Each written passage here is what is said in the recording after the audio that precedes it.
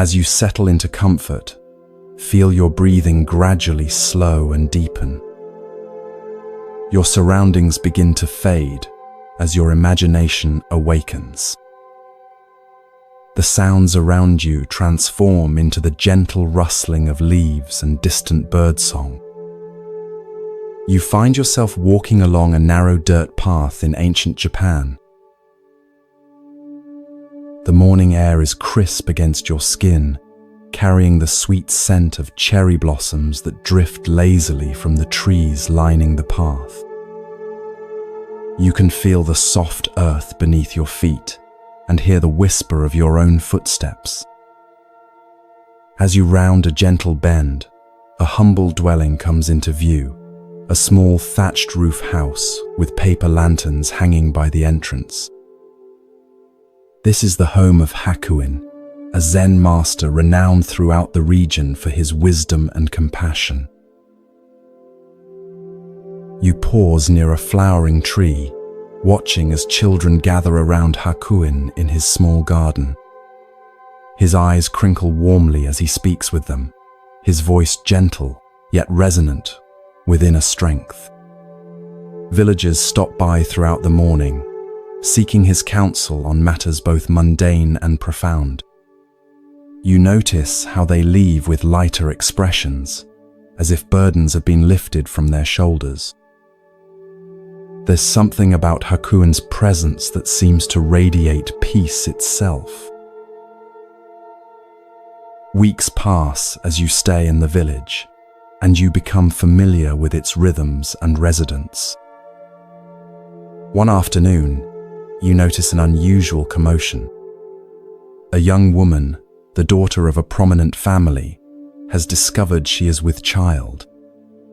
You overhear the whispers as you pass the village well, see the concerned glances exchanged between neighbors. The situation takes a shocking turn when, under intense pressure from her parents, the young woman names Hakuin as the father. The next morning, drawn by raised voices, you find yourself standing near Hakuin's garden. The young woman's parents have arrived, their faces contorted with rage. Her father's voice cuts through the peaceful morning air. "You have brought shame upon our daughter and our family," he shouts, fists clenched at his sides. "Everyone believes you to be so virtuous, but now we know the truth." You feel a knot of tension in your own stomach, anticipating Hakuin's reaction. Will he defend himself, become angry, deny the accusation? You watch as Hakuin listens, his face a portrait of calm attention. When the parents finally pause, breathing heavily from their tirade, Hakuin responds with just 3 words, spoken so softly you almost don't catch them. "Is that so?" You feel a strange sensation wash over you, confusion mixed with something like awe. Just that? No defense, no explanation, no denial? The parents seem equally stunned, then even more enraged by what they perceive as indifference. They storm away, promising to tell everyone in the village about Hakuin's disgrace. In the days that follow, you witness a remarkable transformation in the village. People who once greeted Hakuin with reverence now cross to the other side of the path to avoid him. The children no longer gather in his garden. Whispers follow him wherever he goes. Yet through it all, Hakuin continues his simple life, meditating in the morning light, tending his garden, fetching water from the well. When confronted directly or when catching the whispers, he responds with the same 3 words, "Is that so?" Months pass, and the seasons change. Cherry blossoms give way to the lush greens of summer, then to autumn's golden hues. One winter morning, As snow falls softly outside, you hear a firm knock at Hakuin's door. The young woman has given birth, and her parents have brought the infant to Hakuin. Standing nearby, you feel the cold air against your face as you watch this scene unfold. Since you are the father, you must take care of your child, they declare, thrusting the swaddled baby into his arms before turning away, their footsteps crunching in the fresh snow. As they disappear down the path, you expect to see despair, or at least concern on Hakuin's face. Instead, he looks down at the infant with tender eyes and says softly, "Is that so?" The baby whimpers, and without hesitation, Hakuin brings the child inside to the warmth of his humble home. You find yourself drawn to help as Hakuin adapts to caring for the infant. You watch him fashion a cradle from a basket, carefully line it with soft cloth. You accompany him as he visits neighbors to obtain milk and learn about caring for a baby. His days, once filled with teaching and meditation, now revolve entirely around the needs of this small child. When villagers express shock or judgment, Hakuin simply responds, "Is that so?" Through changing seasons, you witness Hakuin's unwavering care for the child. You see him soothe the baby's cries in the middle of the night, fashion toys from simple materials, sing soft lullabies under the light of the moon. The baby's first smile, first tentative steps, all are met with Hakuin's quiet joy and presence. A full year passes in this way. Then one spring morning, as cherry blossoms again drift through the air, you notice the young woman and her parents approaching Hakuin's dwelling. Their faces are different now, drawn with shame rather than anger. You move closer, feeling your heart quicken with anticipation. The parents bow deeply before Hakuin, pressing their foreheads to the ground. "Master Hakuin," the father says, his voice breaking, "we have come to apologize and to tell you the truth. Our daughter has confessed that you are not the father of this child. The real father is a young man from the fish market. We are deeply ashamed of our accusations and the suffering we have caused you." The mother adds, "We have come to take the child back to our daughter, and we will tell everyone in the village the truth about your innocence." You watch Hakuin's face closely, searching for signs of resentment, relief, or vindication. You find none. With the same equanimity he has shown throughout this ordeal, Hakuin gently hands the child, whom he has cared for as his own for a full year, back to the grandparents. And as they express their profound regret and promises to restore his reputation, Hakuin responds with the same 3 words that have carried him through this entire journey. "Is that so?" Standing there in the soft morning light, witnessing this extraordinary demonstration of equanimity, you feel something shift within your own understanding. You begin to grasp the profound freedom that comes with Hakuin's response to life's circumstances, neither clinging to what is pleasant nor resisting what is difficult, but meeting each moment with open awareness. As you reflect on what you've witnessed, you realize that Hakuin's "Is that so?" was never indifference or resignation. It was the expression of a mind free from the tyranny of having to defend itself, explain itself, or identify with circumstances beyond its control. You recognize how differently you might have responded in his position, the energy you would have expended in defending your reputation, the resentment you might have harbored toward those who falsely accused you, the attachment you might have developed to a child you had cared for so deeply.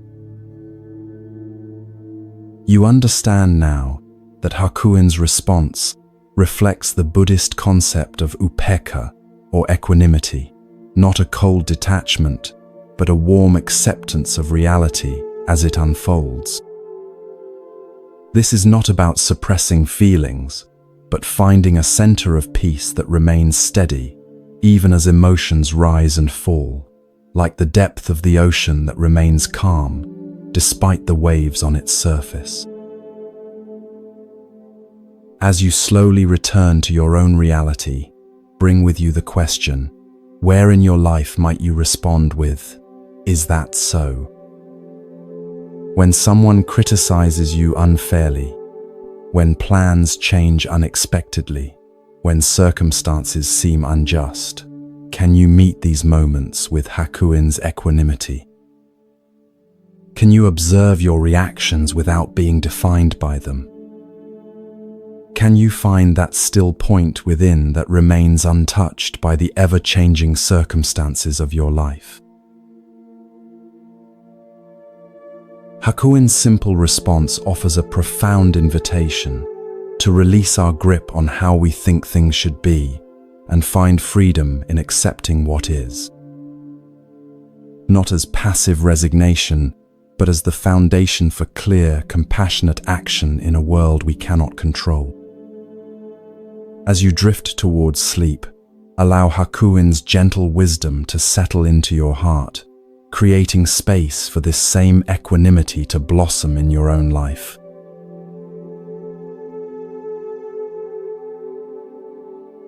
As you settle deeper into comfort, feel your breath becoming slower and more rhythmic. The weight of your body seems to dissolve as your mind drifts to another time and place. The sounds around you gradually transform into the gentle rustling of bamboo leaves and the distant murmur of flowing water. You find yourself walking along a stone path that winds through a Japanese mountain monastery. The air here tastes fresh and cool against your lips. Morning mist still clings to the valley below, and dew glistens on spiderwebs stretched between branches. As you round a corner, you come upon a serene courtyard where several young monks are engaged in their morning tasks. One figure in particular catches your attention, a young man named Tekisui, whose mindful movements suggest he has been at the monastery for some time, though he still has the eager expression of a relatively new student. You watch as Tekisui finishes sweeping fallen leaves from the stone pathway. As he puts away his bamboo broom, an older monk approaches him. This is the Zen master Nissan, whose reputation for both wisdom and strictness has spread throughout the region.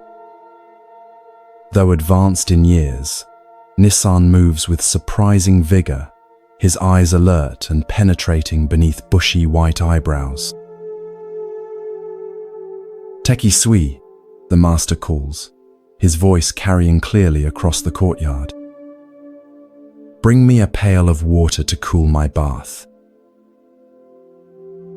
You follow at a respectful distance as Tekisui bows and hurries to fulfill the request.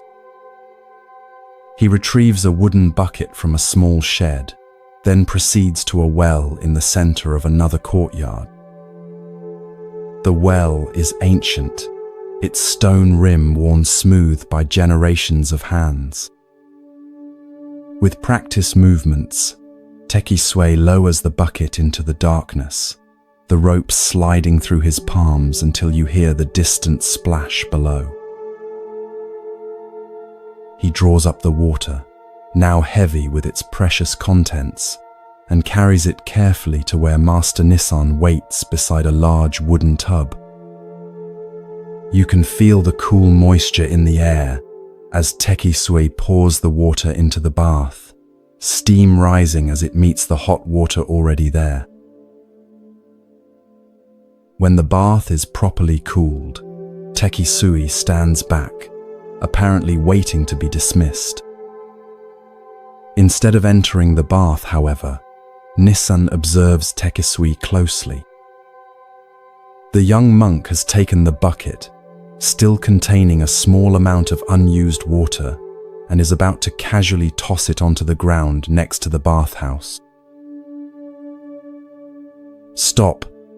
Nissan's command cuts through the morning quiet like a knife.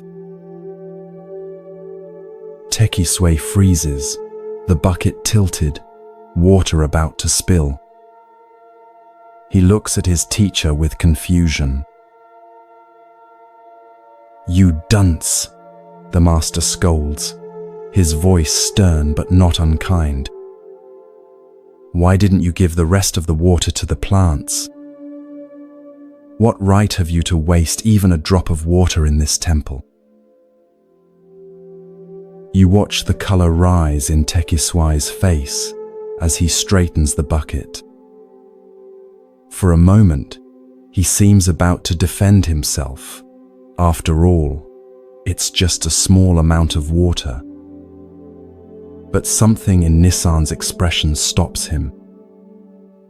There is an intensity in the master's gaze that suggests this is no trivial matter. The courtyard has fallen completely silent. Even the birds seem to have paused their morning songs. In this stillness, you can almost feel the weight of the teaching that hangs in the air between master and student. Then something remarkable happens. As you observe Tekisui's face, you see a profound transformation, not just embarrassment or obedience, but a flash of genuine insight. His eyes widen slightly, and his posture shifts as understanding blossoms within him like a flower opening to the sun. Without another word, Tekisui turns and carefully carries the remaining water to a cluster of young herbs growing nearby. He pours it mindfully at their roots, ensuring that not a single drop is wasted. When he finishes, he turns back to Nissan and bows deeply, gratitude evident in every line of his body. "I understand now, Master," he says softly.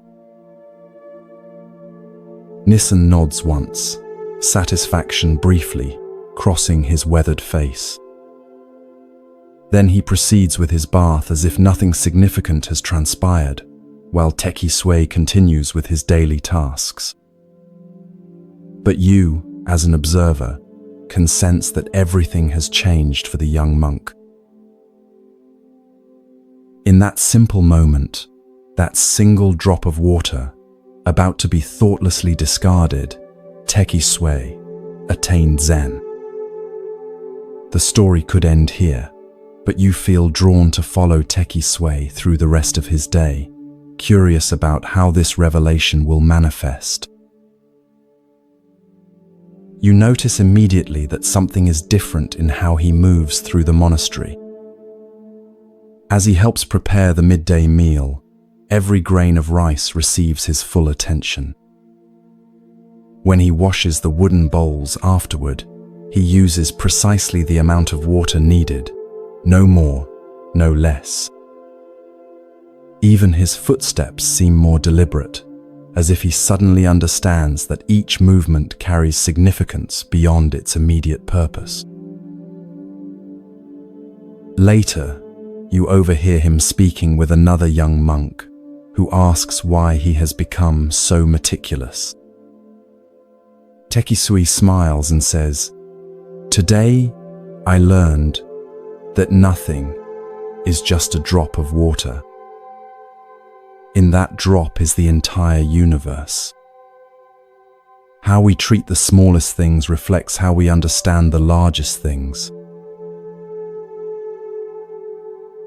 Years later, when Tekisui becomes a teacher himself, he changes his name to Tekisui, which means a drop of water.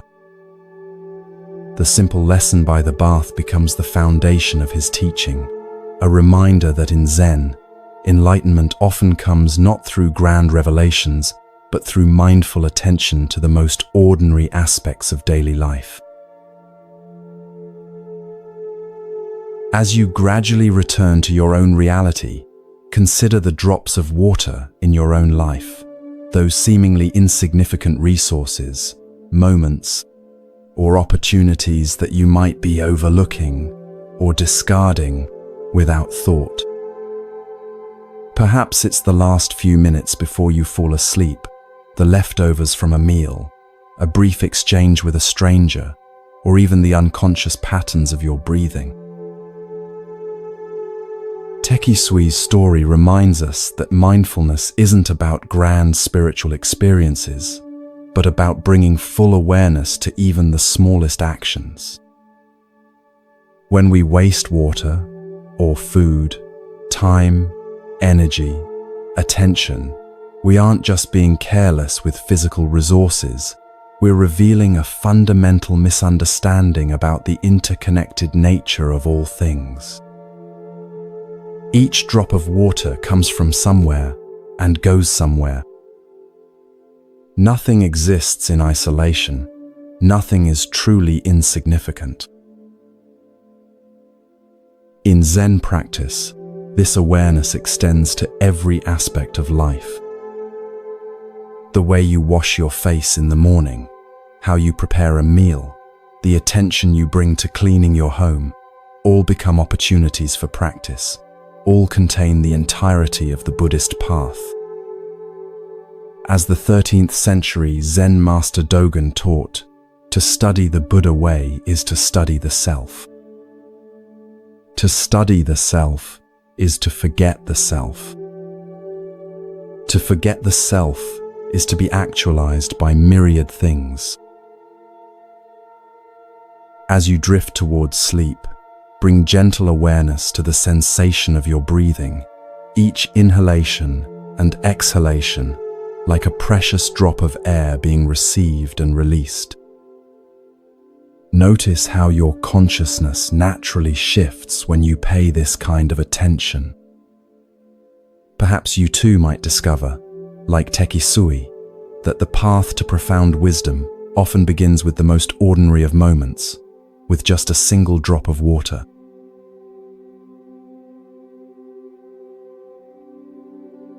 As you sink deeper into comfort, feel your breathing become slow and rhythmic. The boundaries between your conscious mind and the realm of dreams begin to soften. The gentle darkness behind your closed eyelids transforms, revealing a scene from long ago in medieval Japan. You find yourself walking along a winding mountain path as the late afternoon sun filters through ancient cedar trees. The path leads to a small hermitage perched on a hillside overlooking a misty valley. This is the dwelling of Basue Tokusho, a renowned Zen master known throughout the region for his direct, penetrating teachings and his compassion for all seekers, regardless of their background or status. Unlike many teachers who remain cloistered in grand temples, Basue chose to live simply, making the wisdom of Zen accessible to farmers, merchants, and samurai alike. As you approach the hermitage, you notice Basue sitting on a weathered wooden platform outside his modest hut. His frame is thin but strong, like a wind-shaped pine. Though probably in his 60s, there is a timeless quality to his presence. His eyes, when they meet yours, are clear and penetrating, yet filled with warmth. Several disciples sit nearby, some preparing food, others copying sutras or tending to the small garden that provides vegetables for their simple meals. You observe as a messenger arrives, bowing respectfully, before presenting Baswe with a scroll. "Master," says the messenger, "I bring word from your disciple Iguchi. He has fallen gravely ill and believes he will not recover. He begs for your final teaching to guide him through his transition." Baswe receives the message with a thoughtful nod. You can see compassion wash across his features as he considers his response. One of the nearby disciples brings paper, inkstone, and brush. With deliberate movements, Baswe grinds the ink, his focus complete, as if this simple preparation is itself a teaching. When the ink reaches the perfect consistency, Baswe takes up his brush.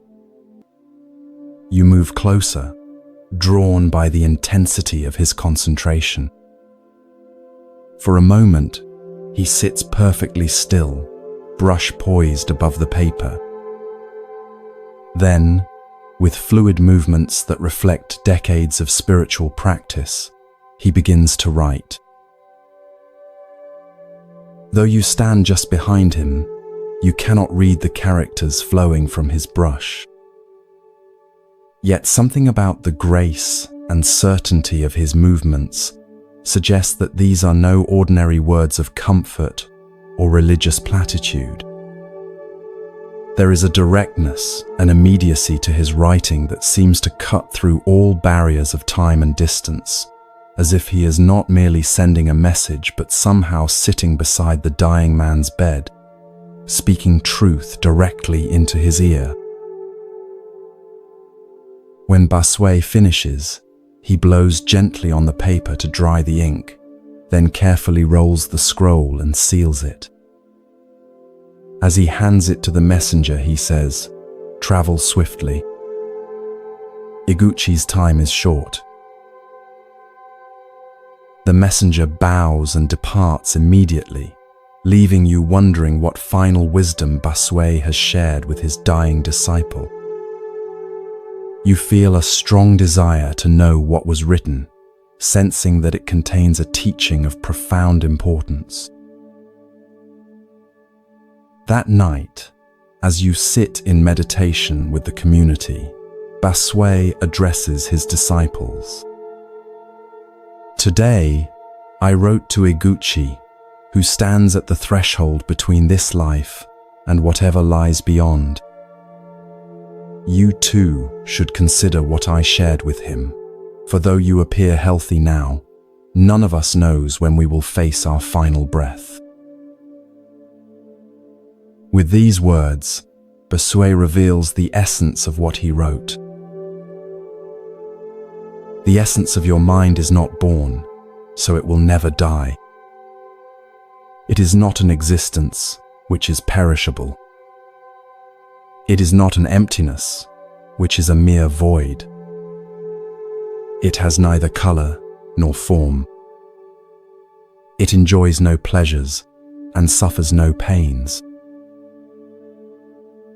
"I know you are very ill," he continues, his voice gentle yet unwavering. "Like a good Zen student, you are facing that sickness squarely. You may not know exactly who is suffering, but question yourself, what is the essence of this mind? Think only of this. You will need no more. Covet nothing. Your end, which is endless, is as a snowflake dissolving in the pure air." A profound stillness settles over the room as these words hang in the air.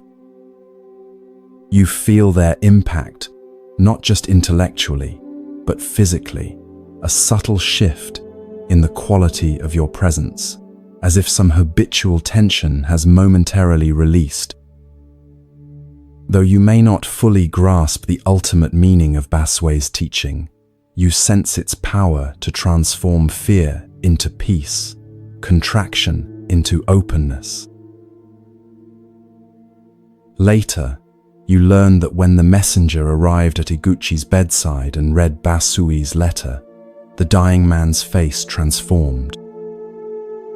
The lines of pain and anxiety softened, replaced by a subtle smile of recognition. He died that night, his body relaxed, his breathing calm until the very end. Those present reported that the room itself seemed filled with a quiet radiance that remained even after his final breath. As the days pass, and you continue your stay near Basui's hermitage, you find yourself returning again and again to the words of his letter. The essence of your mind is not born, so it will never die. What is this essence that precedes birth and transcends death? What is this awareness that is neither existence nor emptiness, that has no form yet clearly is? You notice how our ordinary thinking about life and death assumes a solid self that comes into existence at birth and ceases to exist at death. We imagine ourselves as separate entities, navigating through time and space, accumulating experiences, possessions, relationships, and identities, all of which we fear losing when death comes. But Basui points to something more fundamental than this constructed self. The pure awareness that witnesses all experience yet is itself unchanged by what it witnesses. This awareness has no beginning or end. It is not a thing that can be born or die. It has no form or color, feels no pleasure or pain. Yet it is not nothing, not mere emptiness or void. It is the luminous cognizance that knows all forms while remaining formless itself. When Basui instructs his dying disciple to ask, "What is the essence of this mind?" he is not suggesting an intellectual investigation, but a direct turning of awareness back upon itself. This simple yet profound inquiry has the power to cut through all our complex narratives about who we are and what happens when we die. It points us toward the deathless nature of our most essential being. Your end, which is endless, is as a snowflake dissolving in the pure air. This beautiful metaphor reveals how death, properly understood, is not annihilation but transformation. The snowflake doesn't cease to exist when it melts. It returns to the water cycle from which it temporarily emerged. Its essence, water, remains, though its temporary form dissolves. Similarly, our individual consciousness, like a wave on the ocean, returns to the vast awareness from which it arose. Basui's teaching offers profound comfort, not through false promises of eternal heavens or threats of punishment, but through direct pointing to the nature of mind itself. He doesn't ask his disciple to believe anything on faith, but invites him to investigate his own experience in the most intimate way possible. Think only of this. You will need no more. Covet nothing. As you gradually return to your present reality, consider how this teaching might transform your own relationship with impermanence. We all face moments of ending, not just the final ending of death, but countless small endings throughout our lives. Relationships change, careers conclude, physical abilities diminish, cherished possessions break or disappear. Each of these endings offers an opportunity to ask Basui's essential question: what is the essence of this mind that witnesses all these changes? Rather than turning away from the reality of impermanence, Basui invites us to look directly into it, to discover within the very fabric of change something changeless. Not as an escape from the human experience of loss, but as a profound reconciliation with the true nature of existence. Like the dying Iguchi, we too might find that facing directly what we most fear becomes the doorway to our deepest peace. For, as Basui reminds us, the essence of your mind is not born, so it will never die.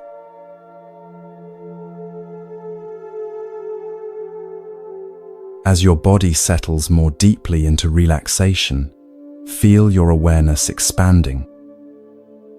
The boundaries of your everyday consciousness begin to dissolve as you travel back through time to 18th century Japan. The rustling of leaves and the distant song of birds fills your ears as you find yourself walking along a narrow path that winds through a lush forest. Ahead, you glimpse a magnificent temple complex nestled among ancient cedar trees.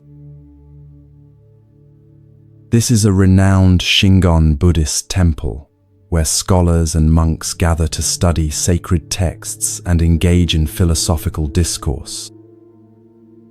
As you approach, you notice the elegant curves of the temple roof against the sky and hear the sonorous tones of a ritual bell.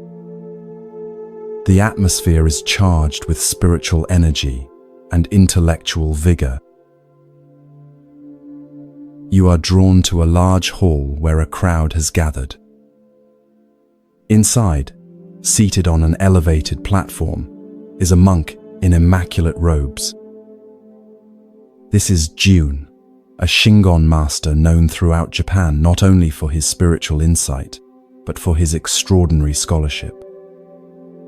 Fluent in Sanskrit, Chinese, and several other languages, he is revered as one of the most brilliant minds of his generation. Jun's voice carries clearly through the hall as he delivers a complex lecture on Buddhist philosophy, weaving together strands of thought from various traditions with impressive erudition. The assembled students, mostly monks and a few scholarly laypeople, listen with rapt attention, occasionally nodding in appreciation of a particularly insightful point. You notice how they lean forward when he speaks, as if physically drawn to the knowledge he offers. After the lecture concludes, the students bow deeply and begin to disperse. You follow Jun as he returns to his private quarters, a simple room despite his elevated status. As he settles at his desk to review some ancient texts, a temple attendant appears at the door. "Master Jun," the attendant says with a bow, "a letter has arrived for you." He presents a simple scroll sealed with wax. Jun takes the scroll and carefully breaks the seal. As he reads, a subtle change comes over his face, a softening around the eyes, a slight smile playing at the corners of his mouth. You sense that this is no ordinary correspondence. "It is from my mother," he says quietly, almost to himself.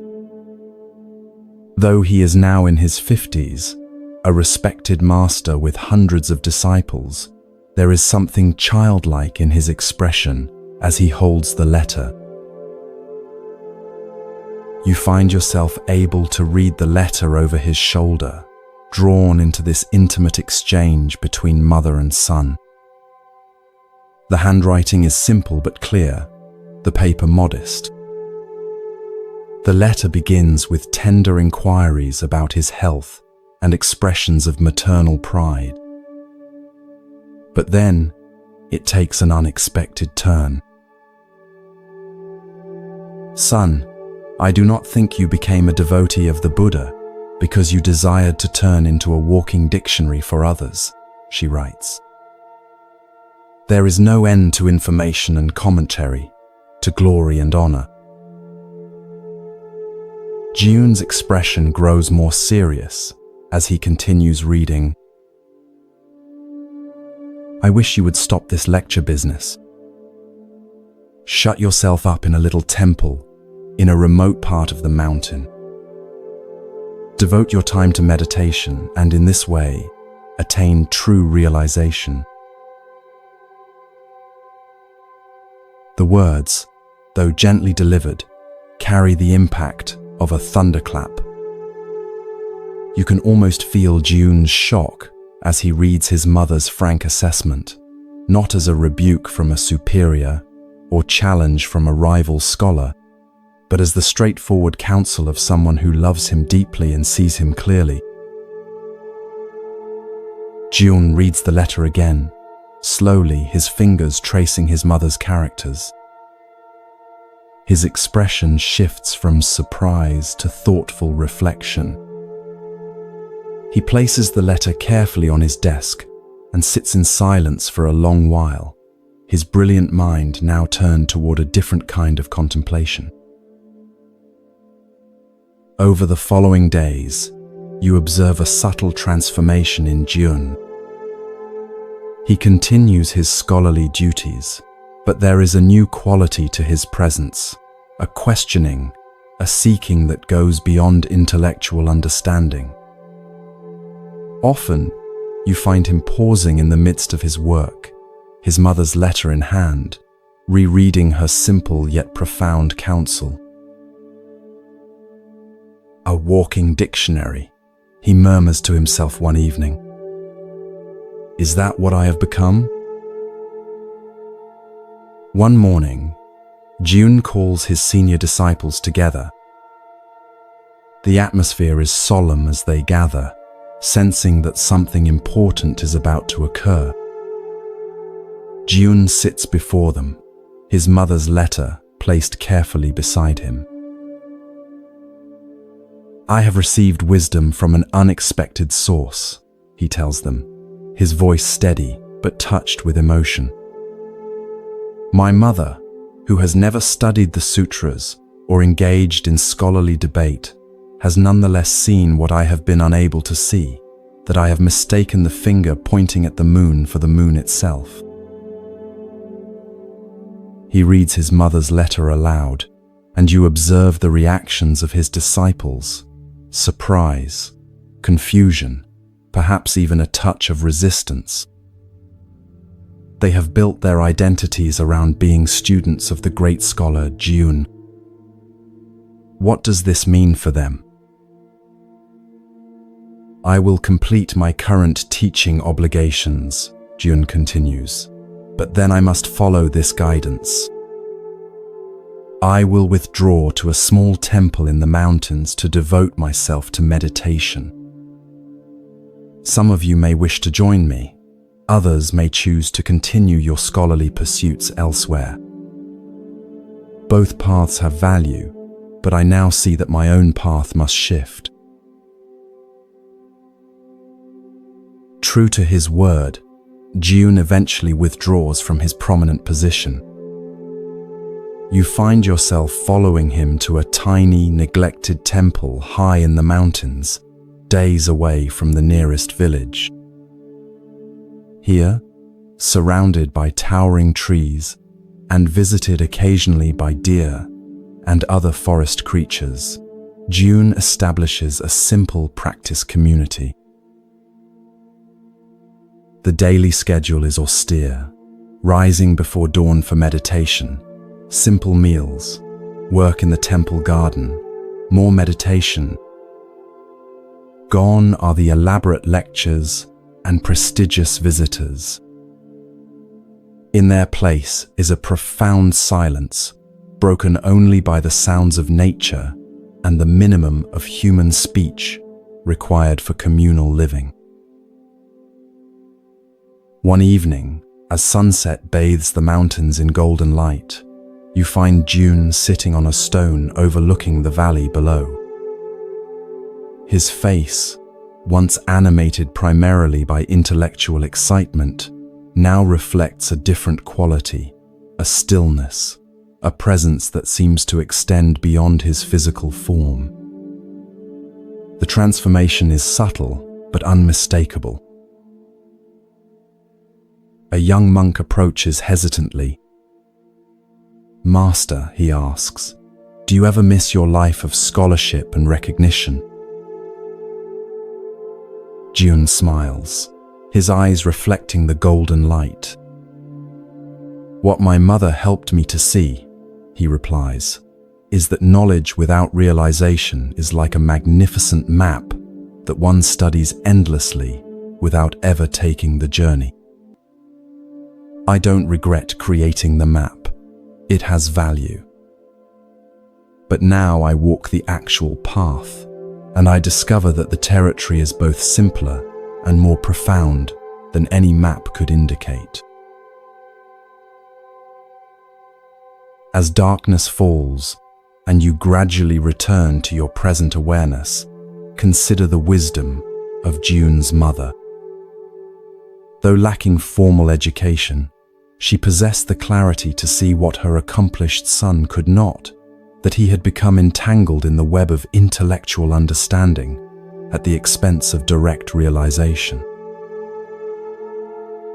This story illuminates a danger that exists on many spiritual paths, the confusion of knowledge about reality with the direct experience of reality itself. Buddhism, particularly in its more scholarly forms, can become an elaborate intellectual structure that actually distances us from the very awakening it was designed to facilitate. We can know everything about meditation, mindfulness, and enlightenment without ever genuinely practicing or experiencing these realities. The Zen tradition offers a powerful corrective to this tendency through its emphasis on direct experience beyond concepts. As the famous saying goes, the finger pointing to the moon is not the moon. The teachings, practices, and philosophies of Buddhism are merely fingers pointing toward the reality of our own awakened nature. If we fixate on the finger, becoming walking dictionaries of spiritual information, we miss the luminous reality to which it points. Notice how June's mother didn't criticize his scholarly work as worthless. Rather, she reminded him of his original motivation, not to accumulate knowledge or recognition, but to realize the truth of Buddha's teaching in his own experience. Her advice came not from a place of judgment, but from love and a simple wisdom that could see beyond the impressiveness of her son's accomplishments to what was missing in his development. As you drift towards sleep, consider where in your own life you might be mistaking information for transformation. Perhaps you've read many books on mindfulness or meditation but rarely find time to practice.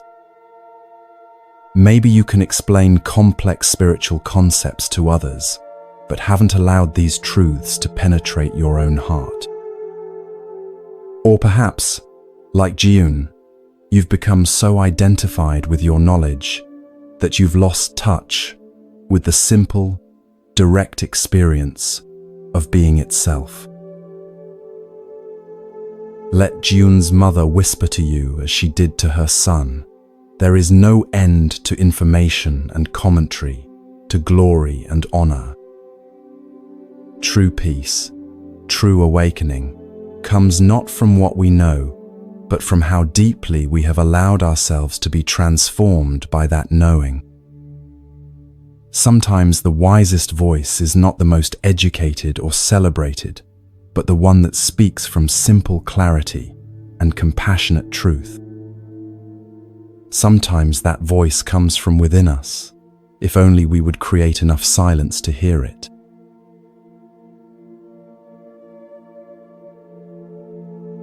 Feel yourself drifting deeper now, your body becoming heavier as your mind grows lighter. The sounds of your environment fade as you journey to medieval Japan during the Tokugawa period. The air carries the scent of incense and cedar as you find yourself walking through a small village nestled at the foot of mist-covered mountains. Paper lanterns sway gently in the evening breeze, casting warm pools of light along the narrow streets. The village is abuzz with unusual activity. People gather in small groups, their voices hushed but animated as they discuss some recent event. You approach one such gathering and listen to their conversation. A merchant has reported that 50 rolls of valuable cotton cloth have been stolen while he was resting beneath the shelter of a large stone Buddha that stands at the village outskirts. Curious, you follow a winding path to this Buddha statue. It stands about 12 feet tall, carved from a single piece of granite, its weathered surface testifying to centuries of exposure to the elements. The Buddha's serene expression seems to gaze compassionately upon all who pass. At its base, you notice a small shelter, a simple roof supported by wooden posts, where travelers often rest during their journeys. As you stand contemplating the statue, a commotion draws your attention. A group of officials approaches, led by a distinguished-looking man whose presence commands immediate respect. This is Judge Oka, renowned throughout the region for his wisdom and unconventional methods of solving crimes. Judge Oka examines the scene carefully, questioning the merchant who sits dejected nearby. The merchant explains that he had stopped to rest beneath the Buddha during the heat of the day, placing his bundles of cotton goods beside him. He had fallen asleep briefly, and upon waking, discovered that his merchandise had vanished. After listening attentively, Judge Oka makes an announcement that leaves everyone stunned. That stone Buddha must have stolen the goods, he declares. It is supposed to care for the welfare of the people, but it has failed to perform its holy duty. Arrest it. Murmurs of confusion ripple through the gathering crowd. Has the respected judge lost his mind? How can one arrest a stone statue? Nevertheless, the judge's orders must be followed. Several police officers approach the massive statue, looking uncertainly at one another. With evident discomfort, they formally announce that the Buddha is under arrest and begin the absurd task of securing ropes around the immovable figure. Word of this extraordinary event spreads rapidly through the village and surrounding areas. By the next morning, a large crowd has gathered to witness the unprecedented spectacle of the stone Buddha being charged with theft. The crowd is boisterous, some laughing openly at the ridiculous situation, others speculating about the judge's mental state. Judge Oka arrives at the appointed hour and takes his seat at a temporary court set up in front of the Buddha.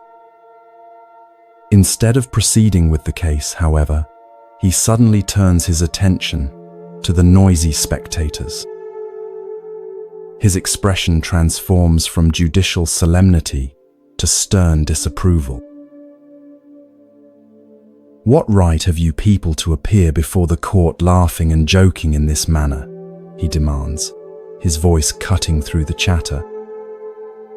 "You are in contempt of court and subject to a fine and imprisonment." The crowd falls instantly silent, their amusement replaced by alarm. Being charged with contempt of court is no small matter in this era. Many bow their heads, offering hurried apologies for their disrespectful behavior. Judge Oka regards them sternly for a moment longer, then announces, "I shall have to impose a fine on you all." A collective murmur of distress rises from the crowd. Many are simple farmers or merchants who can ill afford additional expenses. But then the judge continues, "However, I will remit the fine on one condition. Each of you must bring one roll of cotton cloth to the court within 3 days. Anyone failing to do this will be arrested." You watch as understanding dawns on some faces in the crowd. This unusual penalty seems to have a purpose beyond mere punishment. But most simply nod in acceptance, relieved that they can avoid more severe consequences. 3 days later, you join the villagers as they return to the stone Buddha, each carrying a roll of cotton cloth as instructed. The rolls are collected and arranged before the judge. The merchant who reported the theft is also present, looking curiously at the growing pile of cloth. Judge Oka instructs the merchant to examine each roll. As the merchant handles the fabric, his eyes suddenly widen. He holds up one particular roll, his hands trembling slightly. "This one," he says, his voice tight with emotion. "This is mine. I recognize the unique pattern and the small repair I made near the edge." All eyes turn to the person who brought that particular roll. A young man stands frozen at the edge of the crowd, his face draining of color. As the police move toward him, he falls to his knees, confessing immediately. He had seen the merchant sleeping, taken advantage of the opportunity to steal the goods, and hidden most of the rolls in his home. Judge Oka nods, seemingly unsurprised by this outcome. He orders the thief into custody and ensures that all 50 rolls of the merchant's cloth are recovered and returned. Then, with a gesture that surprises everyone, he instructs that the remaining rolls of cloth, those brought by innocent villagers to satisfy their fine, be returned to their owners. As the crowd disperses, you linger, watching Judge Oka as he approaches the stone Buddha. He looks up at the statue's serene face and offers a small bow, as if acknowledging a silent partnership. You realize that you've witnessed not just clever detective work, but a profound understanding of human nature. Later, in a nearby tea house, you overhear villagers discussing the day's events. The judge knew that asking everyone for a roll of cloth would force the thief to produce one of the stolen rolls. An elderly man explains to his companions. The thief couldn't risk purchasing new cloth that might look different from the stolen goods, and he couldn't refuse to bring anything without raising suspicion. "But why arrest the Buddha?" a young woman asks. "Why not simply order everyone to bring cloth from the beginning?" The old man chuckles. That's the genius of it. By creating such an unusual spectacle, arresting a stone Buddha, he ensured that everyone in the village and surrounding areas would hear about it and come to watch. Had he simply announced that he needed cloth from everyone, the thief might have stayed away. He sips his tea thoughtfully. And by charging the crowd with contempt, he created a reason to demand the cloth that seemed unrelated to the theft itself. The judge understood not just law, adds another villager, but also human nature. He knew how to use our curiosity, our desire to witness something extraordinary, even our tendency to make light of unusual situations, all to serve justice. As you reflect on what you've witnessed, you recognize the deeper wisdom in Judge Oka's unconventional approach. Rather than relying on force or threats to discover the thief, methods that might or might not have succeeded, he created conditions where the truth would naturally reveal itself. Like a skilled Zen master, he understood that direct confrontation often creates resistance, while indirect methods can lead to revelation. The judge also demonstrated a principle central to Zen practice, that apparent absurdity can sometimes be the most direct path to truth. The notion of arresting a stone Buddha was, on its face, ridiculous. Yet this very absurdity created the perfect conditions for truth to emerge. Similarly, many Zen koans appear nonsensical on the surface, but are designed to break through our habitual patterns of thinking to reveal deeper insights. Perhaps most importantly, Judge Oka's method embodied compassion alongside justice. Rather than subjecting the entire village to house searches or aggressive interrogations, he created a situation where only the guilty party would be revealed. The innocent were briefly inconvenienced, but ultimately unharmed.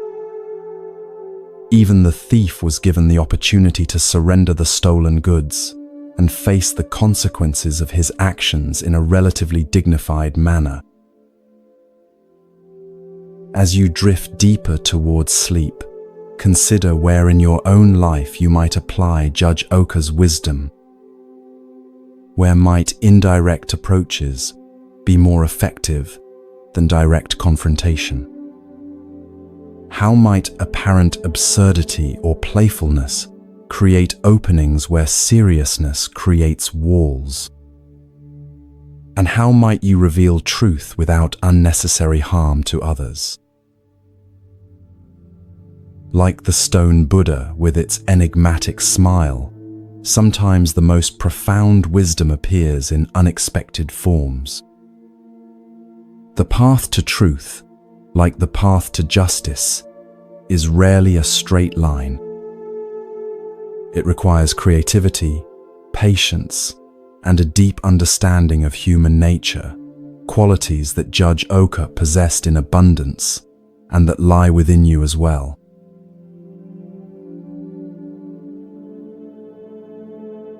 Feel your body becoming heavier as your mind drifts deeper into relaxation. The boundaries between waking and dreaming begin to blur as you find yourself transported to a small farming village in ancient Japan.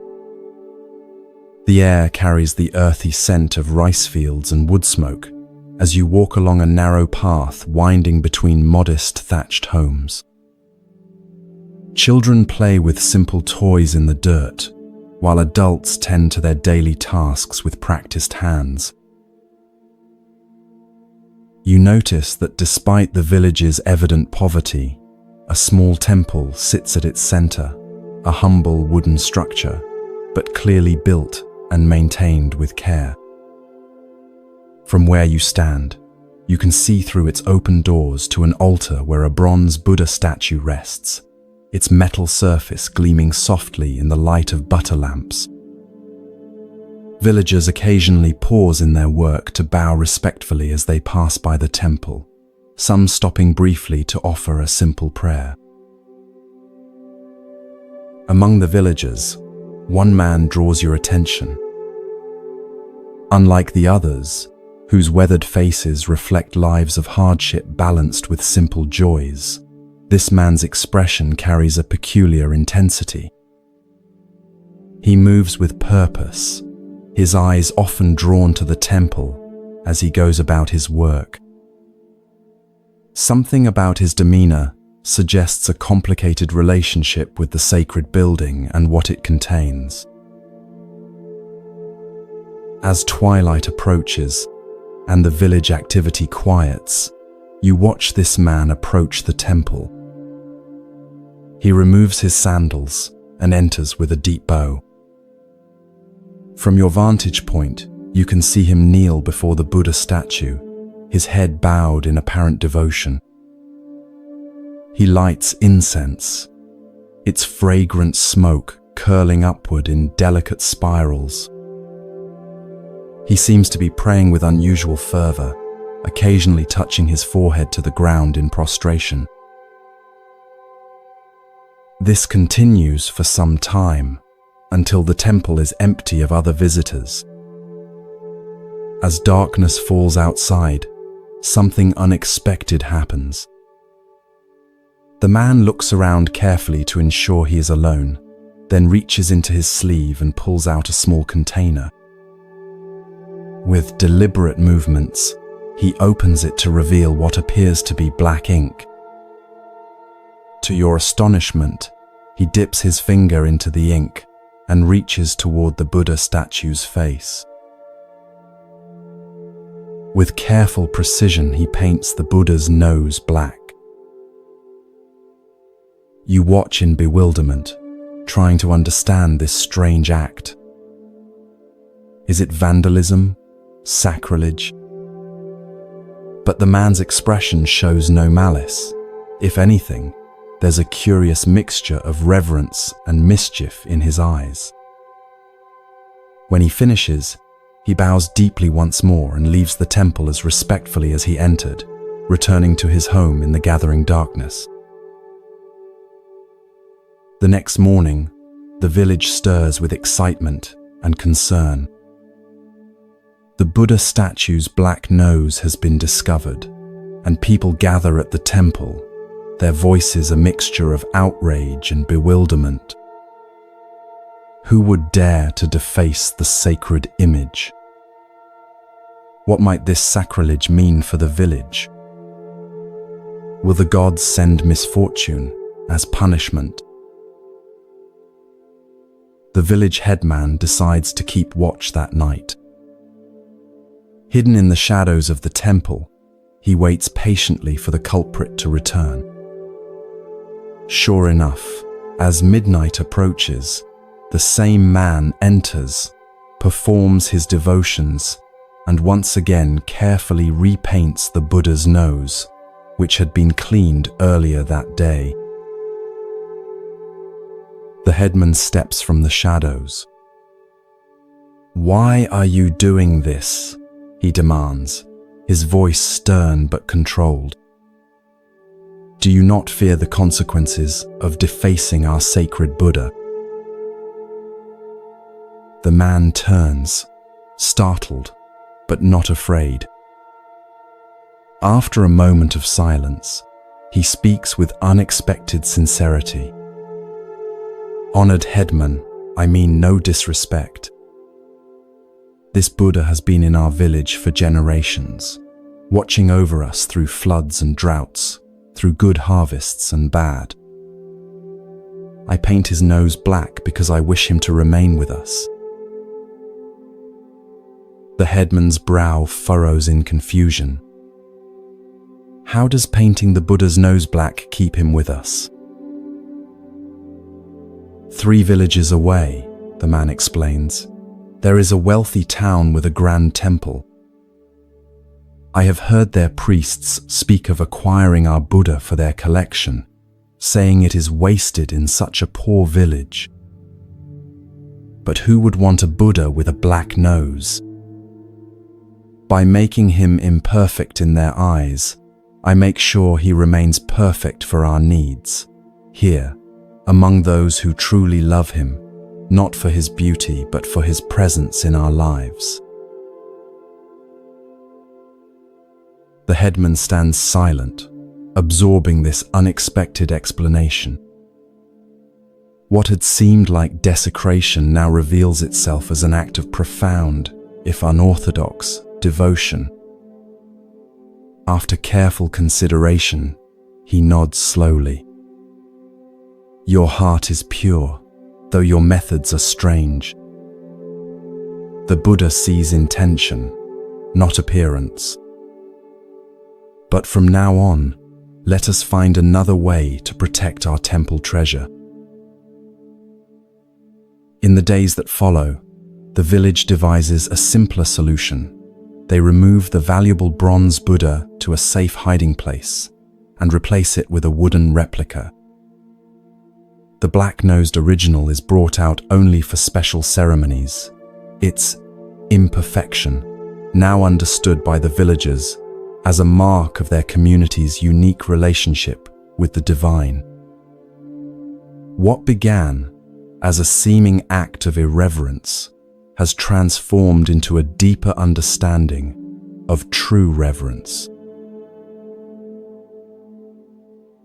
As this story settles into your awareness, consider its subtle wisdom about the nature of true devotion. On the surface, painting the Buddha's nose black appears disrespectful, a violation of the conventional ways we honor what we consider sacred. Yet beneath this apparent irreverence lay a deeper reverence, a sincere desire to keep the Buddha present in the community that truly valued him. This paradox, that apparent irreverence can sometimes contain profound reverence, appears throughout the Zen tradition. Consider the famous Zen saying, "If you meet the Buddha on the road, kill him." On its face, this appears shockingly irreverent. Yet its deeper meaning points to the danger of becoming attached to external forms and symbols of enlightenment rather than realizing the Buddha nature within yourself. Sometimes, what appears to be spiritual irreverence is actually a protection against the more subtle sacrilege of mistaking the finger for the moon, the symbol for what it symbolizes. The villager with his pot of black ink understood something that the wealthier temple with its collection of perfect statues did not, that the value of the Buddha image lay not in its artistic perfection or material worth, but in its living presence within a community of sincere practitioners. By making the statue imperfect, in conventional terms, he preserved its perfect function, to serve as a focus for genuine devotion. In your own spiritual practice, notice where you might be confusing outer perfection with inner sincerity. Perhaps you've been hesitant to meditate because you can't sit in perfect posture for extended periods. Maybe you've avoided certain practices because you can't perform them exactly as prescribed. Or perhaps you've judged your practice as inadequate because it doesn't match some idealized image of what spirituality should look like. The black-nosed Buddha reminds us that true reverence often lies in the sincerity of our intention rather than the perfection of our form. Sometimes, what appears as an imperfection from one perspective is precisely what makes something perfect for its true purpose. The crack in the temple bell that gives its ring a distinctive tone, the worn prayer beads that carry the devotion of generations in their smooth surfaces, the simple home altar that may not impress visitors but holds genuine meaning for the family. These imperfections can be the very markers of authentic spiritual life. As you drift deeper towards sleep, consider what black-nosed Buddhas might exist in your own life, those apparently imperfect elements that actually serve a perfect purpose. Can you, like the village headman, shift your perspective to see the deep reverence that might lie within apparent irreverence? Can you recognize how what seems flawed from one perspective might be precisely what makes something valuable from another? Perhaps the greatest wisdom of the black-nosed Buddha is the reminder that the sacred doesn't need our protection nearly as much as it needs our sincere connection. The divine, in whatever form we understand it, is not diminished by a bit of black ink, but it might well be diminished by spiritual practices performed perfectly yet without heart. In your own way, with your own imperfect practice, you too honor the essence rather than merely the appearance of what is truly sacred.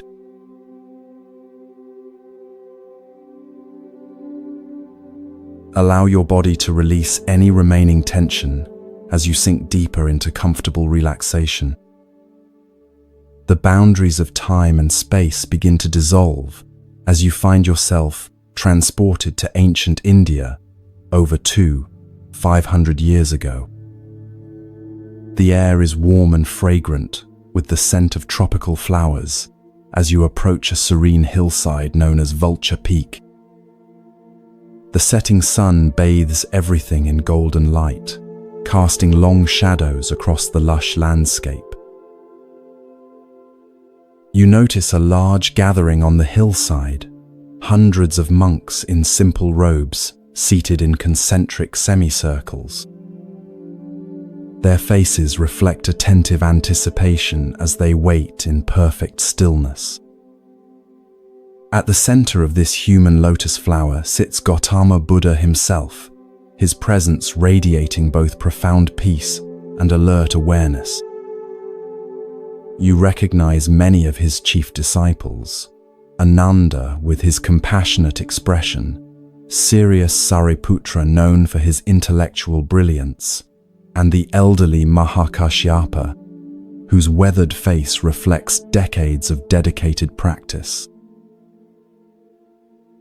This appears to be no ordinary assembly. Word has spread that the Buddha will deliver an important discourse today, and monks have traveled from throughout the region to hear his teaching. As you find a place among them, you sense the collective anticipation, a shared expectancy that wisdom of particular significance will soon be revealed. The Buddha sits in perfect meditation posture, his eyes gently open, his hands resting in his lap. The assembly waits in respectful silence. Minutes pass. The silence deepens.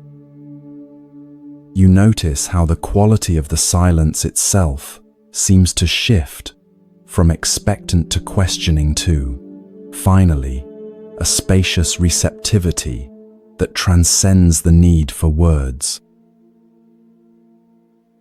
Without speaking, the Buddha slowly raises his right hand. Between his fingers, he holds a single white lotus flower, freshly picked and still glistening with morning dew. He makes no gesture with it, offers no explanation. He simply holds it up before the assembly, his gaze moving slowly across the gathered disciples. The monks appear confused. They exchange questioning glances. Is this a new teaching method? Is there symbolic significance to the flower that they should understand? Is the Buddha waiting for a particular question before beginning his discourse? A subtle restlessness ripples through the assembly as the silent moments extend into minutes. Throughout the gathering, only one response emerges that differs from the general confusion. Mahakashyapa, seated near the front, looks at the Buddha and the flower, and his face breaks into a gentle smile.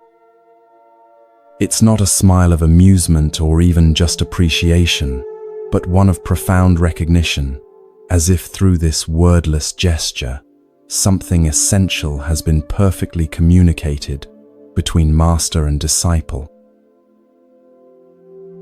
The Buddha's eyes meet Mahakashyapa's, and his own face mirrors the smile. Then, finally breaking the silence, the Buddha speaks. I possess the true Dharma I, the marvelous mind of nirvana, the true form of the formless, the subtle Dharma gate that does not rest on words or letters, but is a special transmission outside of the scriptures. This I entrust to Mahakashyapa. With these words, something momentous has occurred, though many present don't yet realize it. In this seemingly simple exchange, the Buddha has transmitted the essence of Zen, acknowledging Mahakashyapa as the first patriarch of what will eventually become the Zen lineage. A teaching too profound for words has been passed through a silent understanding, through nothing more than a flower and a smile. As the assembly disperses, you notice some disciples gathering around Ananda, the Buddha's attendant, known for his perfect memory and detailed recounting of all the Buddha's teachings. What was the meaning of the flower? They ask. What did the master intend to convey? And why did he single out Mahakashyapa? Ananda, for once, has no explanation to offer. His specialty has always been remembering and clarifying the Buddha's verbal teachings. This wordless transmission lies outside his expertise. Something unprecedented has occurred, a direct pointing to reality itself, beyond the capacities of language, beyond even the brilliant conceptual frameworks of Buddhist philosophy. Later, you find yourself near Mahakashyapa, who sits quietly beneath a Bodhi tree, his face still carrying a trace of that knowing smile. A younger monk approaches him hesitantly. Master, the young monk asks, what did you understand when the Buddha held up the flower? What insight caused you to smile? Mahakashyapa looks at the young monk with kind eyes. Instead of answering directly, he points to a bird singing in a nearby tree. For a moment, they both listen to its clear, simple notes, piercing the evening air. Then Mahakashyapa asks, "Do you hear that?" "Yes, of course," replies the monk, clearly waiting for the explanation that will follow this seemingly irrelevant question. "That is your answer," says Mahakashyapa. The young monk's face registers confusion, then frustration. He begins to frame another question, but Mahakashyapa gently places his hand on the young monk's shoulder and smiles again, the same smile that had answered the Buddha's flower. In that moment, something shifts in the young monk's expression. Perhaps he hasn't fully understood, but he has glimpsed that what Mahakashyapa is pointing to lies beyond the realm of explanations. This simple yet profound story marks what many consider the birth of Zen Buddhism. In this flower sermon, as it came to be known, we witness the emergence of a tradition that would place special emphasis on direct transmission of wisdom beyond words and concepts. While other Buddhist schools developed elaborate philosophical systems and extensive commentaries on the sutras, Zen would maintain this focus on immediate, wordless insight, the direct perception of reality unmediated by conceptual thought. What was it that Mahakashyapa understood when he saw the Buddha's flower? What caused him to smile while others sat in confusion? The story itself refuses to explain, and this refusal is integral to its teaching. If Mahakashyapa's realization could be captured in words, the Buddha would simply have spoken those words rather than holding up the flower. The very point of the gesture was to indicate something that transcends verbal expression. Yet we might approach an understanding through what Zen would later call direct pointing.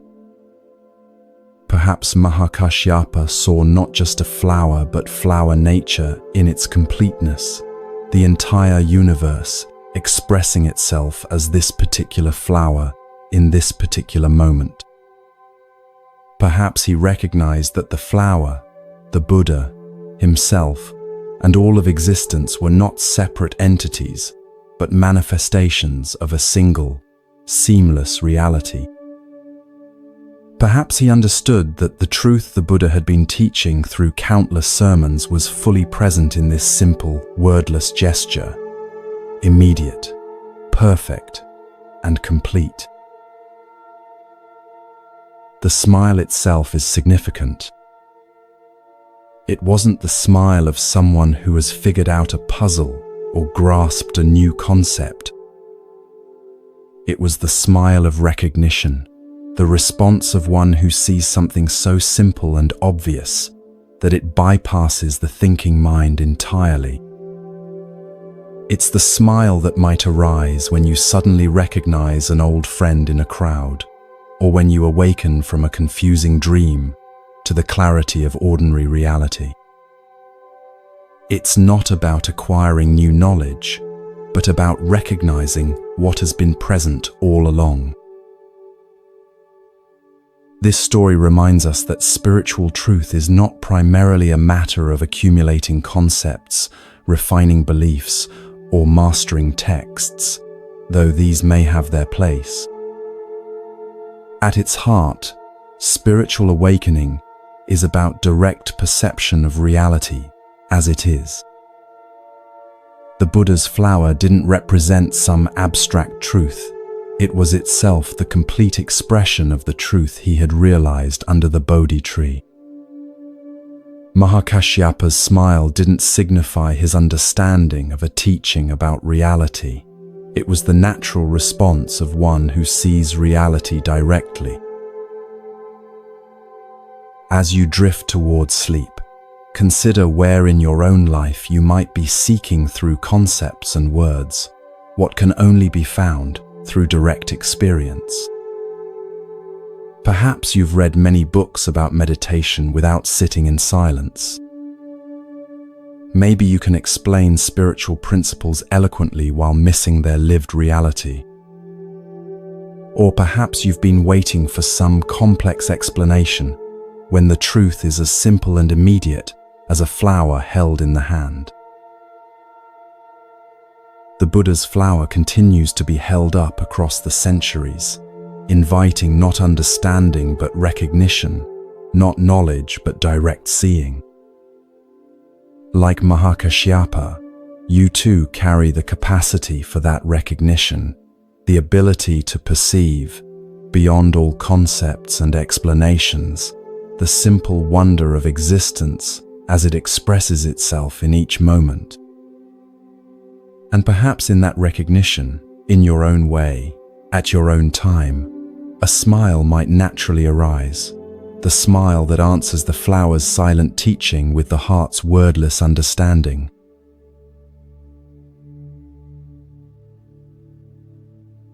Feel yourself sinking deeper into peaceful relaxation, your body becoming heavier as your mind grows lighter. The gentle darkness behind your closed eyelids transforms into a scene from late 19th century Japan during the Meiji era, a time of rapid modernization when Western influences were dramatically changing the country's ancient ways. You find yourself in the outskirts of Kyoto, approaching a venerable Zen temple named Tofuku. The temple grounds are immaculately maintained, with raked gravel gardens and ancient pines sculpted by generations of careful pruning. Inside this temple lives a renowned Zen master named Keichu. Though not seeking fame or influence, his reputation for wisdom and directness has spread throughout the region. Many come seeking his guidance: monks, merchants, farmers, and occasionally even government officials. Keichu receives them all with the same unpretentious presence, offering each exactly what they need, often in unexpected ways. As you approach the temple gates, you notice unusual activity, attendants in formal dress arriving ahead of an important visitor. Their manner suggests someone of high rank is expected. You learn from conversation among temple monks that the governor of Kyoto, Kitagaki, has announced his intention to visit Master Keichu today. This is significant, as Kitagaki is known for his progressive policies and interest in preserving Japanese cultural traditions despite the rush toward westernization. The temple attendants seem somewhat nervous about this prestigious visit. They bustle about, ensuring everything is in perfect order. One monk carries a tray with the governor's calling card, an elegant piece of thick paper with Kitagaki, Governor of Kyoto, printed in fine calligraphy. He approaches Keichu's modest quarters to announce the imminent arrival. You follow discreetly, curious about how the humble Zen master will receive this powerful official. The attendant kneels outside Keichu's door, announces the visitor, and presents the calling card.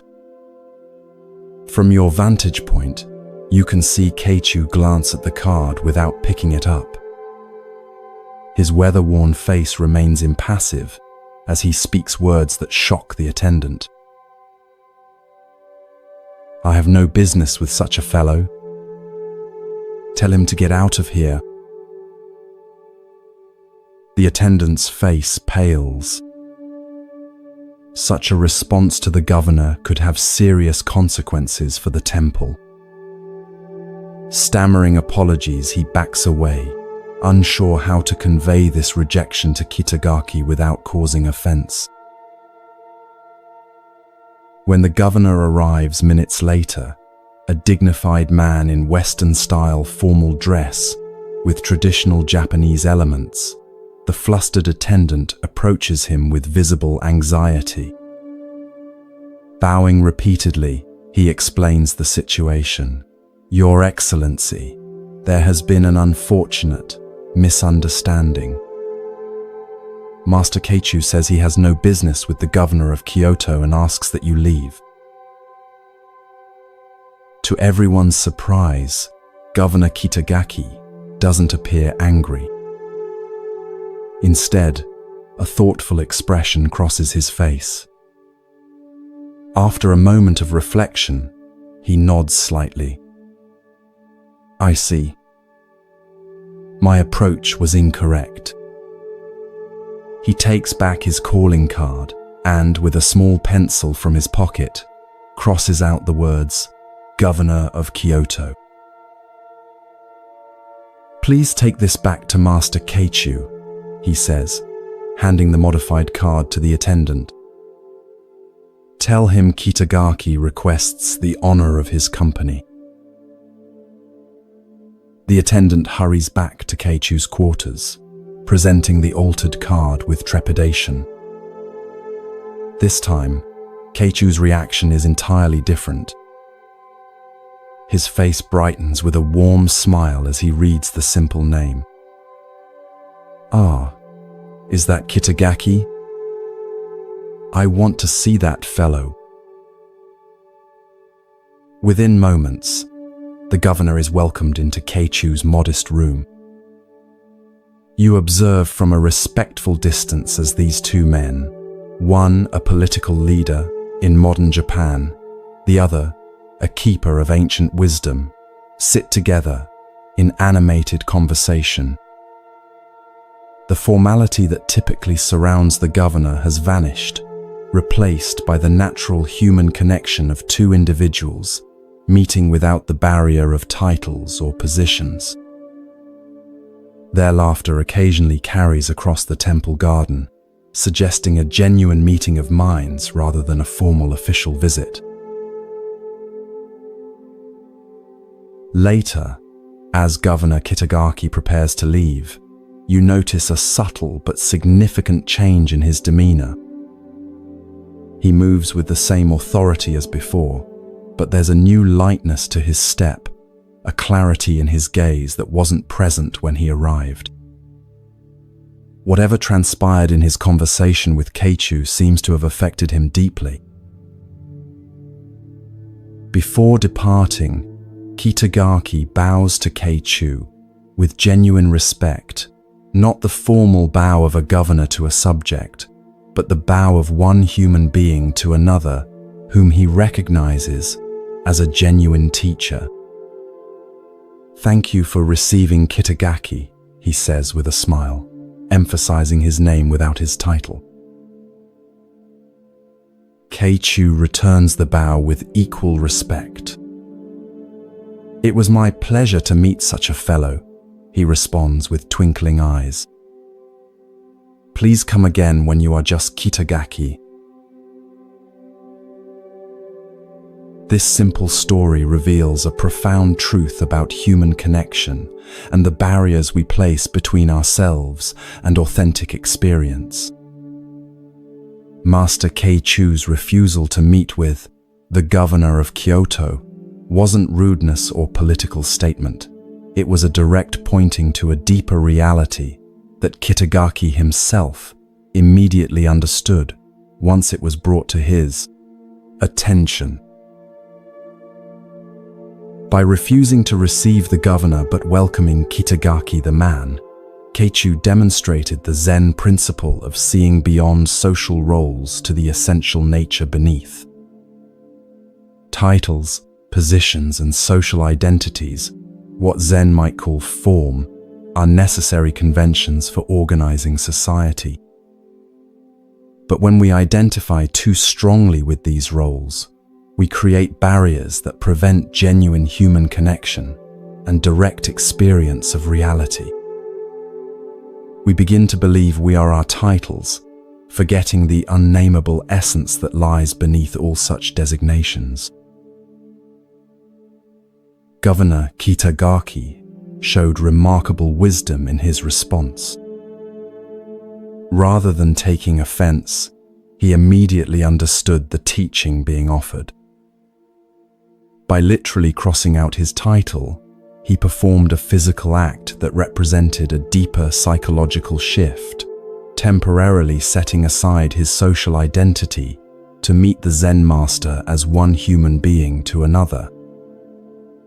This willingness to step outside his official role, even briefly, allowed for an authentic exchange that would have been impossible within the constraints of formal hierarchy. We all carry calling cards that announce our identities to the world, not just our professional titles, but all the ways we define and present ourselves to others. Parent, spouse, expert, achiever, helper, victim, these identities serve practical purposes in social interaction, but they can also become prisons that limit our capacity for genuine presence and connection. Zen practice invites us to periodically cross out these identities, not to discard them entirely, as they serve necessary functions in daily life, but to recognize that they are not who we fundamentally are. When we can set aside our curated self-images and meet life directly, without the filter of our accumulated identities, we open ourselves to the kind of authentic exchange that Kitagaki and Keichu enjoyed. Consider your own various titles and how they might be both useful and limiting. Perhaps being known as the responsible one ensures that others trust you, but prevents them from seeing your playful side. Maybe your identity as the expert in your field brings professional recognition, but makes it difficult to admit when you don't know something. Or your role as the helper allows you to contribute to others' well-being, but makes it challenging to receive help when you need it. As you drift towards sleep, imagine taking out your own calling card, the one that lists all your primary identities and roles. Like Governor Kitagaki, experiment with temporarily crossing out these titles. What remains when you're not defined by what you do, what you know, or how others perceive you? Who are you in the silence between thoughts, in the space beyond names and forms? This nameless essence, what Zen might call your original face before you were born, is what Keichu wanted to meet, and what Kitagaki had the wisdom to reveal. Tonight, rest as that which cannot be named or titled, the awareness that witnesses all experiences, but is itself free from all designations. Like Kitagaki setting aside his governorship to meet the Zen master directly, allow yourself to set aside your accumulated identities and rest in the simple, unadorned presence that is your most fundamental nature. From this spacious awareness, genuine connection with yourself, with others, with life itself, naturally emerges.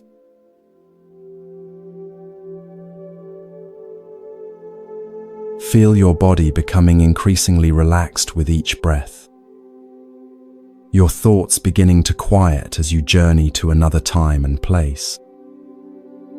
The modern world fades away as you find yourself in a traditional Japanese Zen monastery nestled among misty mountains. The air carries the scent of pine and wood smoke as you approach a cluster of simple wooden buildings surrounded by carefully tended gardens. This is the monastery of the renowned Zen master Bankei, whose teaching of the unborn Buddha mind has attracted students from throughout Japan. Unlike many strict Zen teachers of his era, Bankei is known for his compassionate approach and ability to express profound truths in language accessible to everyone, from scholarly monks to illiterate farmers. His monastery houses both dedicated disciples who have trained for many years and newcomers just beginning their spiritual journey. You find yourself drawn to the monastery kitchen, where the day's first meal is being prepared. Steam rises from large pots of rice as monks move with focused attention through their assigned tasks. In Zen monasteries, kitchen work is considered sacred, not merely a practical necessity, but an opportunity for mindfulness practice, where every chopped vegetable and washed bowl becomes a vehicle for awakening. Overseeing this activity is a monk named Daio, who serves as the tenzo, the head cook responsible for all meals. This is a position of significant responsibility in the monastery hierarchy. The tenzo must ensure that meals are nutritious, timely, and prepared with the utmost mindfulness, as the physical well-being of the entire community depends on his work. Daio takes this responsibility seriously, his movements efficient and precise as he directs the kitchen activities. As preparations for the morning meal near completion, Daio inspects each dish before it leaves the kitchen. One pot contains miso, the fermented soybean paste that forms the base of the daily soup. You notice a particular attention in Dairyo's examination of this dish. He seems to be checking its freshness with special care. According to monastery tradition, Bankei, as the abbot, is served first and separately from the other monks. His meals are prepared with special attention, not as a luxury but to support his teaching activities. This morning, as always, Dairyo personally arranges Bankei's tray, including a bowl of the fresh miso soup, before sending it to the master's quarters with a novice monk. Shortly afterward, the rest of the community gathers in the meditation hall for their meal, which begins and ends with ritual chants offering gratitude for the food. Eating takes place in mindful silence, with each monk fully present to the experience of nourishment. Later that morning, you observe an unusual scene outside the kitchen. Bankei himself approaches, carrying the tray from his breakfast. His expression is serious as he asks for Dairyo. When the head cook appears, Bankei holds out a bowl that still contains some soup. In the bottom of the bowl is a small dead lizard. A ripple of tension moves through the novice monks who have gathered to watch. Such a serious oversight, serving the master food containing something impure, could result in severe consequences. In the strict hierarchy of traditional Zen training, the head cook might be publicly reprimanded or even dismissed from his position. Dairyo approaches Bankei and looks at the dead lizard in the bowl. Without hesitation or defensiveness, he bows deeply. "I am sorry, Master," he says with genuine regret. Then, to everyone's astonishment, he takes the bowl from Bankei's hands, picks up the dead lizard, and eats it. He then drinks the remaining soup. A collective gasp rises from the watching novices. Eating something impure, especially something that had died in food, violates not just culinary standards, but deeper cultural and religious taboos in Japanese Buddhism. Dairyo's action seems incomprehensible. Bankei watches Dairyo with a still expression that reveals neither approval nor disapproval. After a moment of silence that seems to stretch into eternity, he simply nods once and returns to his quarters without another word. No punishment is given, no further mention made of the incident. Later that day, you overhear several novice monks discussing what they witnessed.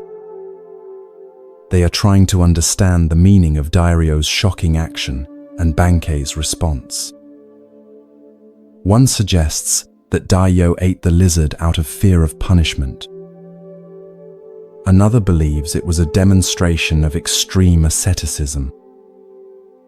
A third wonders if it was simply a desperate attempt to hide the evidence of his mistake. An elder monk who has trained under Bankei for many years overhears their speculation and joins their circle. "You have all missed the point," he says quietly. "What you witnessed was neither fear, asceticism, nor deception. Dairyo's action embodied true responsibility. When we truly take responsibility, we don't make excuses or point fingers. We eat the consequences of our actions, literally in this case." "But couldn't he have simply apologized?" asks one of the novices. The elder monk smiles. "Words are cheap.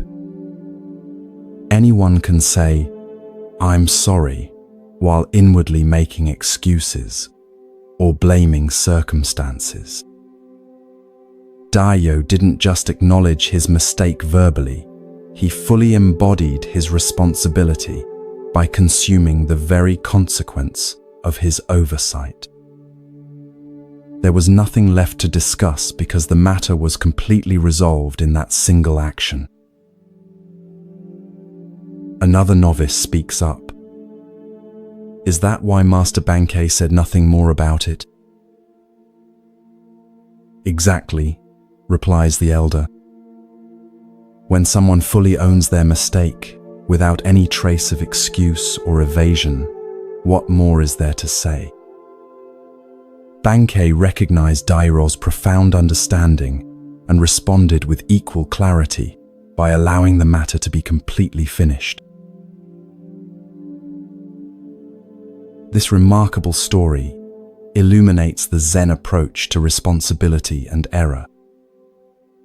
In our usual thinking, we often respond to mistakes with a complex internal process.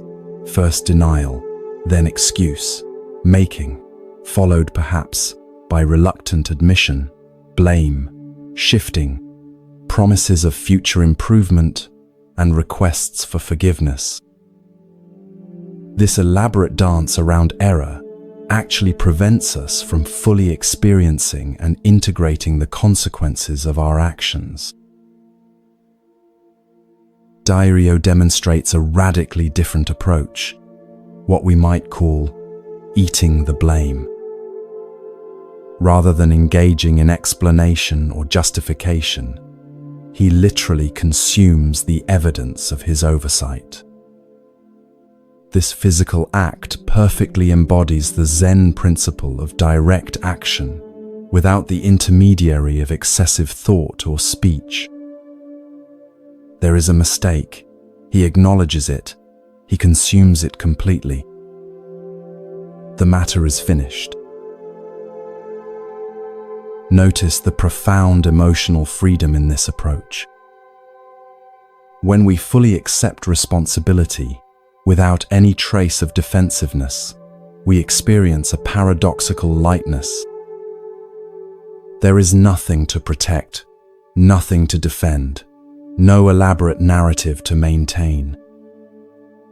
This is remarkably different from our usual experience of making mistakes, where we often carry the heavy burden of justification, fear of judgment, and lingering shame. Bankei's response is equally instructive. He doesn't press the point, demand further apology, or use the incident as a teaching opportunity. He recognizes that Dairyo's action is complete in itself, a perfect expression of understanding that requires no elaboration. By simply nodding and walking away, Bankei acknowledges the completeness of Dairyo's response and allows the incident to be truly finished. In our personal relationships, how often do we keep mistakes alive through repeated reference, continuing blame, or demands for multiple apologies?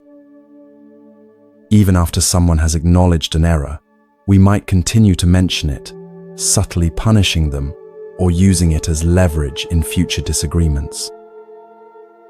Bankei demonstrates a more liberating approach. When responsibility is fully taken, the matter is completely closed, leaving no residue of resentment or recrimination. It's worth noting that Dairyo's action, while dramatic, wasn't performed as a public demonstration of virtue. He wasn't trying to impress Bankei or the other monks with his willingness to eat something impure.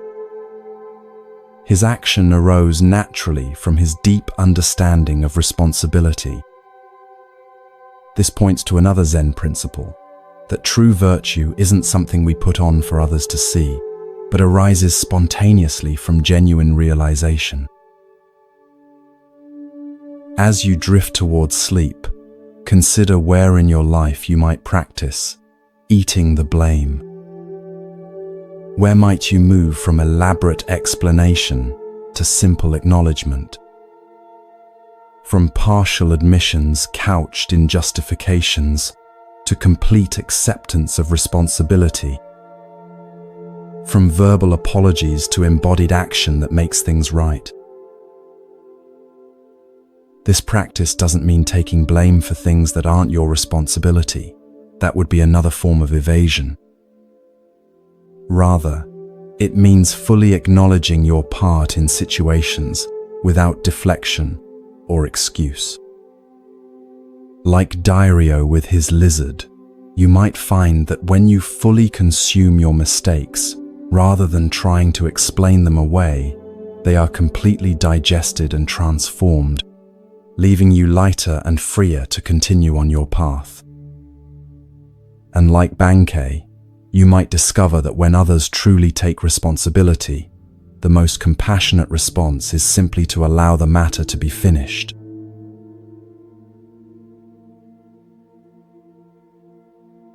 Allow yourself to settle more deeply into comfort, your breath becoming slow and rhythmic. Feel the gentle weight of your body against the surface supporting you as your mind begins to drift. The boundaries of your everyday awareness soften as you journey to Japan during the early Meiji period, a time of profound transition as the country began opening to Western influences after centuries of isolation. You find yourself on a forested mountain path, leading to a renowned Zen temple. The temple belongs to Nanin, a Zen master whose piercing insight and uncompromising teaching have attracted serious students from throughout Japan. Unlike some masters who rely on dramatic methods or elaborate explanations, Nanin's approach is direct and subtle, often revealing profound truths through the simplest of gestures or observations. The temple itself reflects this quality, elegant in its simplicity, with clean lines and unadorned spaces that direct attention to the essential. As you approach the main gate, you notice a young monk sweeping the stone path with deliberate, mindful movements. This is Tenno, who has recently completed his 10-year apprenticeship under another teacher. Though technically no longer a novice, Tenno recognizes that his understanding remains incomplete. He has come to Nanin seeking further refinement of his practice and deeper insight into the nature of Zen. Tenno has already been with Nanin for several months. Each day follows a rigorous schedule of meditation, work practice, and study.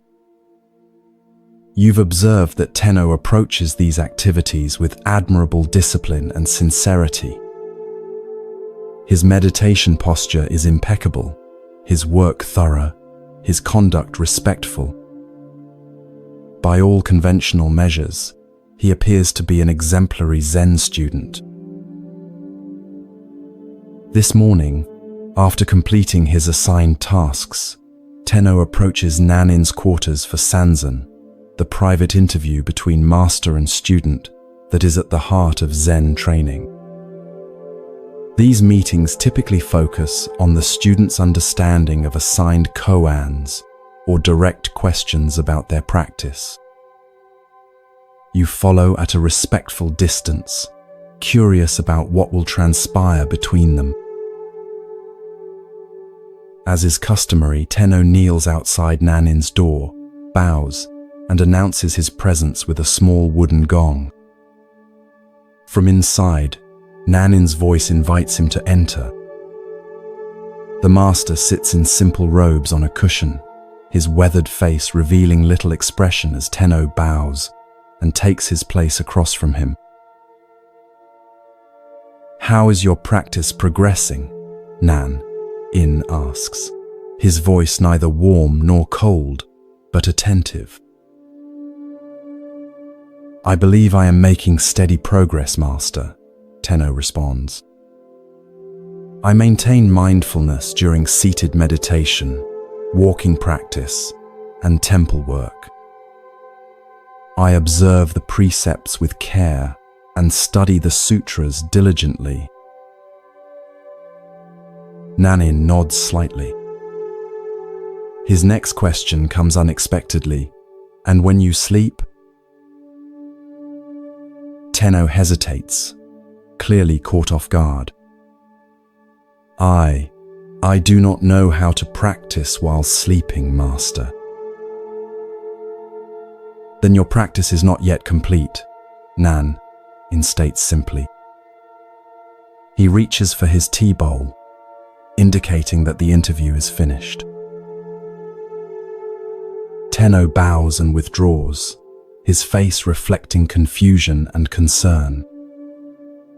Over the following days, you notice him approaching his practice with even greater intensity, extending his meditation sessions, performing his tasks with painstaking attention, and studying late into the night. Yet when he returns for his next interview with Nanin, the exchange follows a similar pattern. "Have you learned to practice while sleeping?" Nanin asks. Tenno bows his head. "Not yet, Master. But I have increased my waking practice. I now meditate before dawn and continue until late evening." "That is commendable, Nan," acknowledges, "but your practice remains incomplete." This pattern continues for several months. Tenno exhausts himself with ever more rigorous practice during waking hours, yet Nanin's assessment remains unchanged. You begin to notice the physical toll on Tenno. His face grows gaunt, dark circles form under his eyes, and his movements, though still mindful, carry a quality of strain rather than natural presence. One day, as autumn leaves begin to fall, something shifts. Instead of intensifying his formal practice even further, Tenno appears to step back. He continues his daily activities but with a different quality, less striving, more ease. He begins to take afternoon walks in the forest. Sometimes he sits by the stream near the temple, doing nothing in particular. He even allows himself adequate rest at night, rather than pushing his body to extremes of wakefulness. When Tenno next appears for his interview with Nanin, a subtle change is evident in his demeanor. There is a natural relaxation in his posture, a clarity in his eyes that wasn't visible before. After the customary bows, Nanin again asks his question, "Have you learned to practice while sleeping?"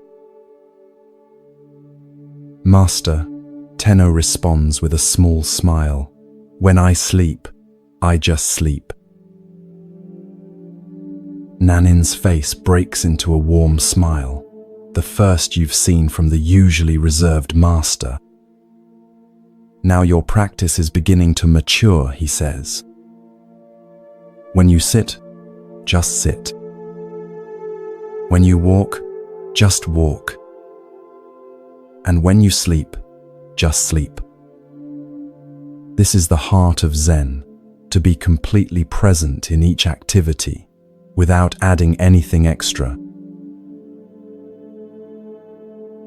From that day forward, Tenno's training with Nanin takes on a new dimension. Rather than focusing solely on formal meditation periods, Nanin begins to emphasize what might be called every-minute Zen, the practice of bringing complete presence to each moment of daily life.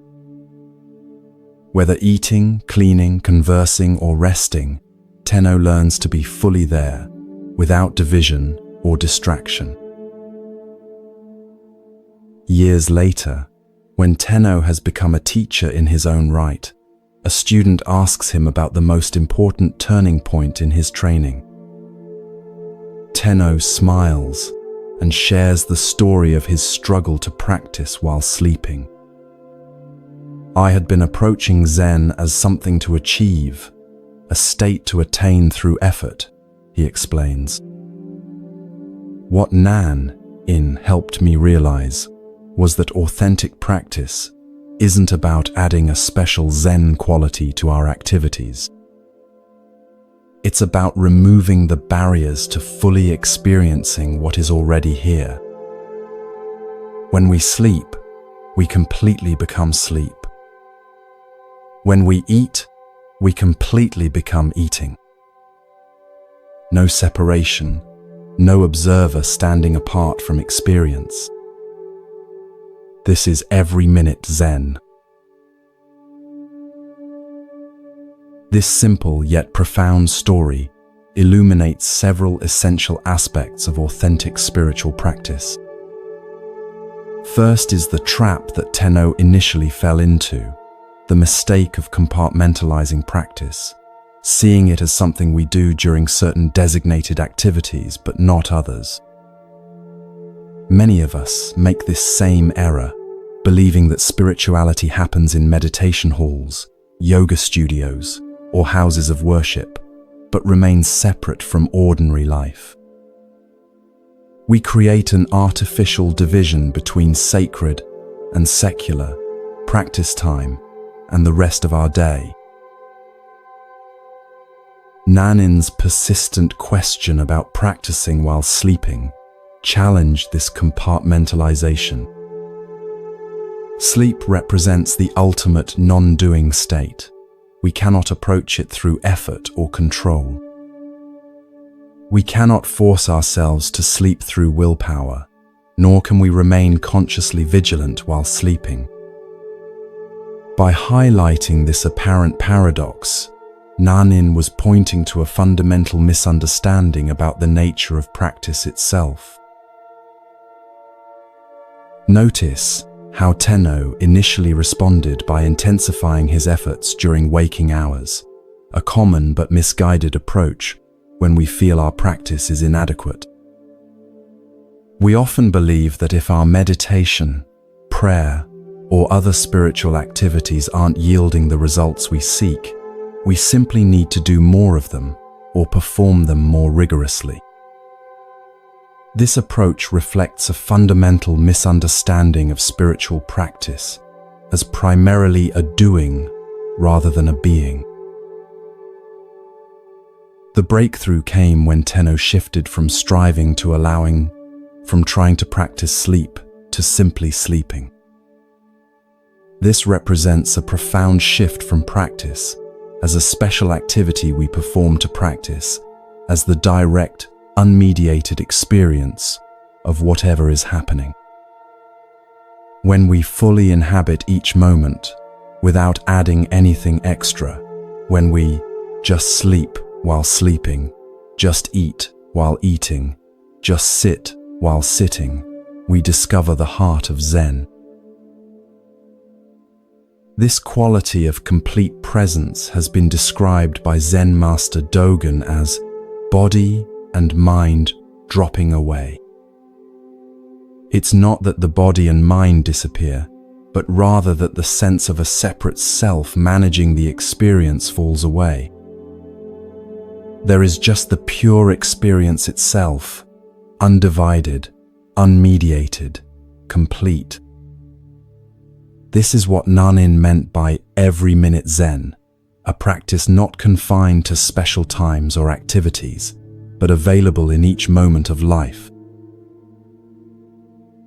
The paradox, which Tenno eventually discovered, is that this complete presence often emerges naturally when we stop trying so hard to practice in the conventional sense. His breakthrough came not by intensifying effort, but by allowing a natural relaxation into the reality of each moment. This doesn't mean abandoning formal practice periods, which provide important training and support, but rather understanding their true purpose, not as special spiritual times, distinct from ordinary life, but as concentrated opportunities to cultivate the awareness that can permeate every moment. As you drift towards sleep, consider your own relationship with practice. Do you, like Tenno initially, compartmentalize your spiritual life? Do you have designated practice times, that seem disconnected from the rest of your experience? Can you sense the possibility of an every-minute Zen that embraces all activities, from the sublime to the mundane, from active engagement to complete rest? Perhaps tonight, as you transition into sleep, you might experiment with Tenno's discovery.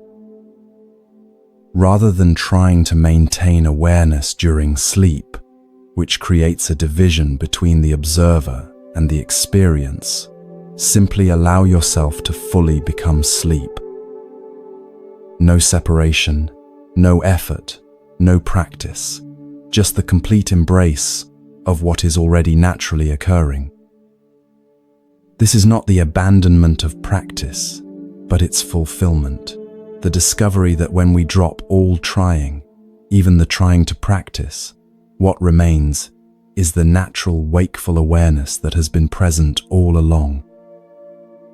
As you release into sleep, allow Nanin's wisdom to accompany you.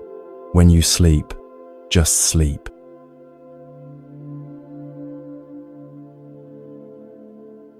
Feel your body growing heavier, your breath slower and deeper with each passing moment.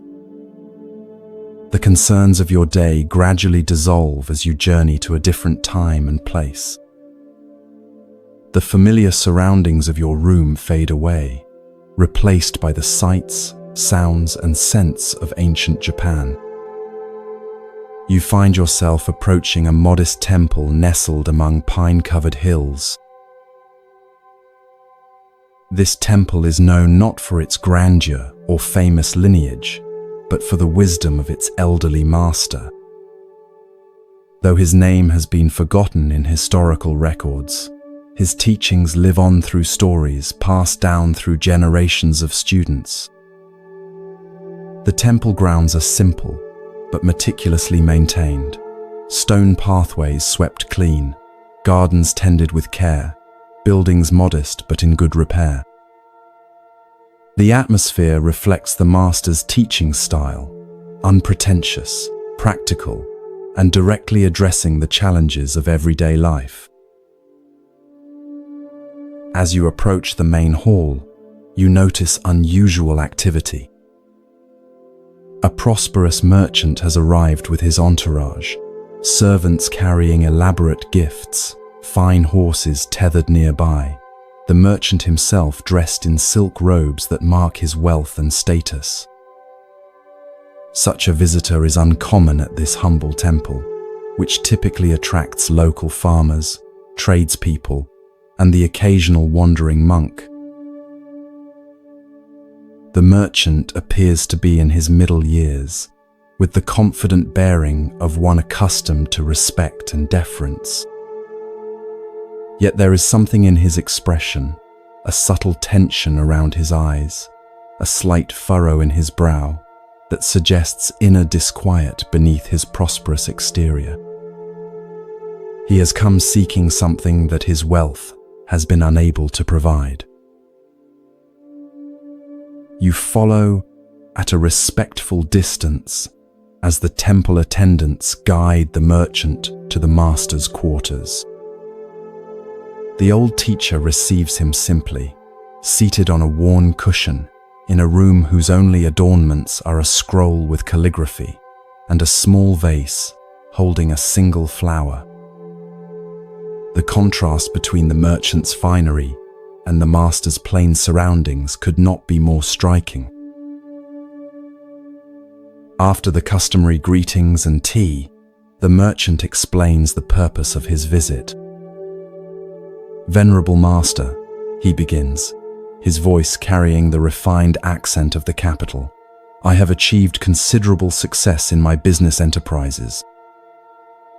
My warehouses are filled with goods, my ships sail to distant ports, and my home lacks no comfort or luxury." He pauses, his expression shifting subtly. "And yet, despite these accomplishments, I find no lasting satisfaction.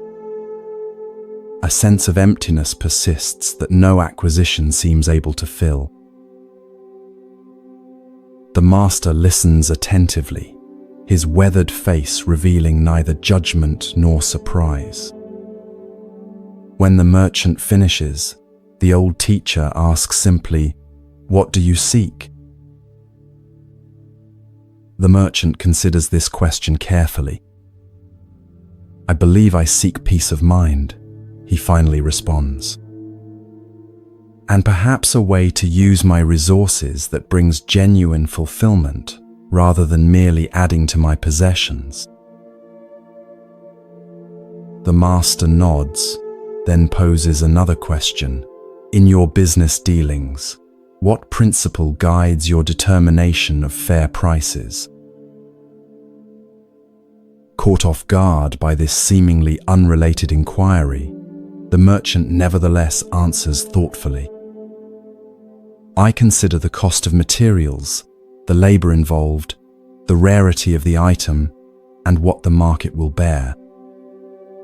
For unique goods, I might increase the price considerably, while common items command only a modest profit. This is the standard practice among merchants.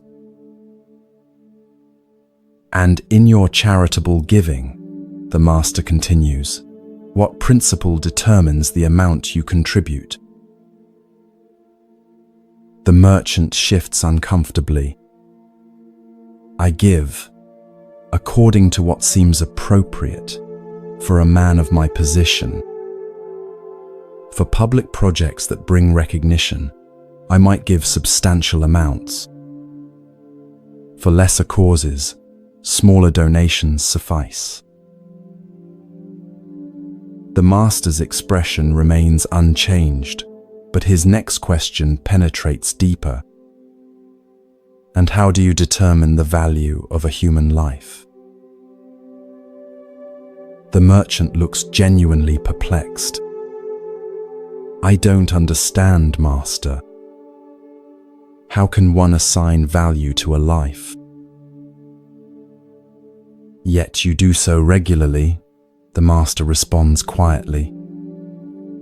"When you decide how much profit to extract from those who labor for you, when you determine what portion of your wealth to share with those in need, when you pass a beggar on the street and decide whether to look away or offer assistance, in all these moments you are assigning value to human lives, including your own." A long silence follows as the merchant absorbs this perspective. Finally, he asks, "How then should I determine the proportion of my wealth to share with others?" Instead of answering directly, the master stands and gestures for the merchant to follow him outside. They walk to a small pond near the temple, where lilies float on the surface and koi fish swim lazily below. The master picks up a smooth stone from the path and hands it to the merchant. "Drop this into the pond," he instructs. The merchant does so, and they both watch as the stone breaks the surface, creating concentric ripples that spread outward across the entire pond. "The exact proportion," says the master, pointing to the ripples, "is this: to the extent that your actions honor the interconnectedness of all life, you will find the peace you seek. When you truly understand that your well-being and the well-being of others cannot be separated, just as these ripples cannot be contained to one part of the pond, authentic generosity naturally emerges. It is no longer a calculation of how much to give away, but a recognition that genuine wealth lies in creating ripples of benefit that extend beyond yourself." The merchant stands quietly by the pond, watching as the ripples gradually subside and the water returns to stillness, reflecting the sky above. Something shifts in his expression, a softening around the eyes, a release of the subtle tension he carried. Without speaking, he and the master returned to the temple. Before departing, the merchant arranges to leave a generous donation for the temple. But more significantly, he speaks with the master about establishing a new approach to his business, one that will ensure fair compensation for workers, reasonable prices for customers, and systematic support for those in need throughout the regions where he conducts trade. These are not haphazard charitable gestures, but a fundamental restructuring based on the principle of interconnection that the master revealed through the ripples in the pond. Years later, the merchant's business enterprises become known not just for their commercial success, but for their positive impact on entire communities. The exact proportion that the master revealed has transformed not only the merchant's approach to wealth, but his experience of life itself. The emptiness that drove him to seek the master's guidance has been replaced by a sense of purpose and connection that no amount of mere acquisition could have provided. This story illuminates profound truths about our relationship with resources, generosity, and the nature of true fulfillment. At its heart is the recognition that we exist in a web of interconnection, where artificial boundaries between self and other obscure a deeper reality. The master's demonstration with the stone and pond offers a vivid metaphor for this truth. Just as ripples cannot be contained to one section of water, but naturally extend across the entire surface, our actions inevitably affect the larger whole of which we are part. The merchant's initial approach to charity, calculating appropriate amounts based on status, recognition, or social expectations, reflects how many of us think about giving. We ask, how much should I give? What's the right percentage? What's required or expected? These questions assume a fundamental separation between giver and recipient, between my resources and others' needs. They frame generosity as a transaction rather than a recognition of interconnection. The exact proportion revealed by the master transcends these calculations. It's not a formula or percentage, but a principle. Authentic generosity flows naturally from the recognition that our well-being is inseparable from the well-being of others. When we truly understand this, giving becomes less about charity in the conventional sense, and more about honoring the reality of our interdependence. We recognize that creating conditions where others can thrive ultimately enriches our own experience as well. This principle applies not just to financial resources, but to all forms of giving, our time, attention, skills, and presence. When we offer these gifts from a recognition of our interconnection rather than from obligation or expectation of return, they carry a different quality. There's a naturalness and joy in such giving that is absent when we're merely fulfilling social obligations or attempting to accumulate spiritual merit. The merchant's transformation illustrates another key insight, that the emptiness he experienced amid material abundance couldn't be filled by acquiring more, but only by recognizing his place within a larger whole. This echoes a central teaching across wisdom traditions, that lasting fulfillment arises not from satisfying the self's endless desires, but from transcending exclusive identification with the separate self. As we extend our concern and care beyond our immediate interests, we paradoxically experience a deeper sense of meaning and sufficiency. In the language of Buddhism, this shift reflects the movement from a consciousness dominated by greed, aversion, and delusion, the three poisons that create suffering, to one characterized by generosity, compassion, and wisdom. The master didn't ask the merchant to abandon his business or give away all his wealth. Rather, he invited him to transform his relationship with resources by recognizing the illusory nature of separation and allowing that recognition to inform his decisions. As you drift towards sleep, consider the ripples that your own life creates in the pond of interconnection. Where might you be calculating giving based on external measures rather than recognizing fundamental interconnectedness? How might your approach to resources, whether material wealth, time, attention, or care, shift if viewed through the lens of interdependence rather than separation?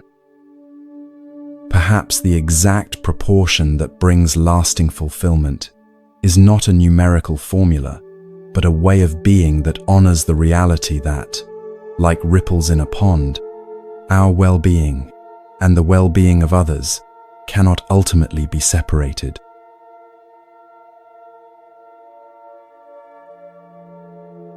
Feel yourself drifting deeper into relaxation, your body becoming comfortably heavy as your mind grows lighter.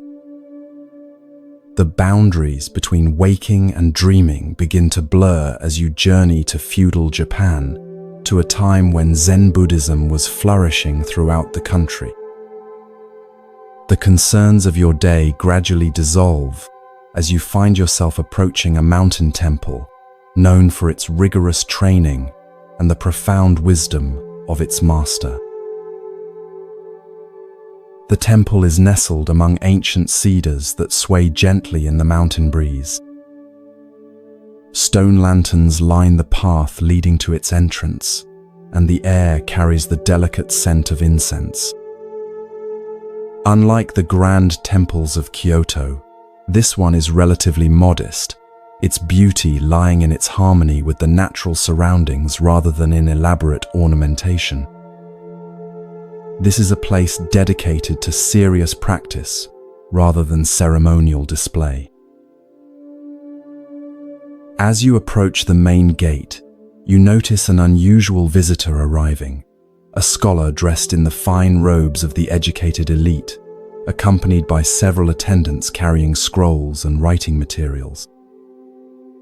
This is clearly no ordinary pilgrim seeking simple spiritual guidance. The scholar's bearing suggests someone accustomed to academic debate and intellectual mastery, rather than the humble posture typical of those who come to study Zen. You learn from overhearing the temple monks that this visitor is a renowned philosopher and scholar who has written extensively on Buddhist doctrine. His commentaries on sutras are studied throughout the country, and his reputation for intellectual brilliance is matched only by his confidence in debate. He has come to challenge the temple's master, believing that through rigorous philosophical questioning, he can either expose limitations in the Zen approach or gain new insights to incorporate into his scholarly work. The scholar is escorted to the master's modest quarters. You follow discreetly, curious about how this encounter between intellectual prowess and Zen directness will unfold. The master, an elderly monk with a weathered face and clear eyes, receives the scholar without ceremony, inviting him to sit on a simple cushion across from his own. "I have studied Buddhist texts extensively," the scholar begins, "and have engaged in debate with masters of various schools. I find Zen's claim to transmission beyond words and letters philosophically problematic. If truth cannot be expressed in language, how can it be communicated at all? And if it can be communicated without words, why have Zen masters themselves written so many commentaries? The master listens attentively, neither impressed nor dismissive.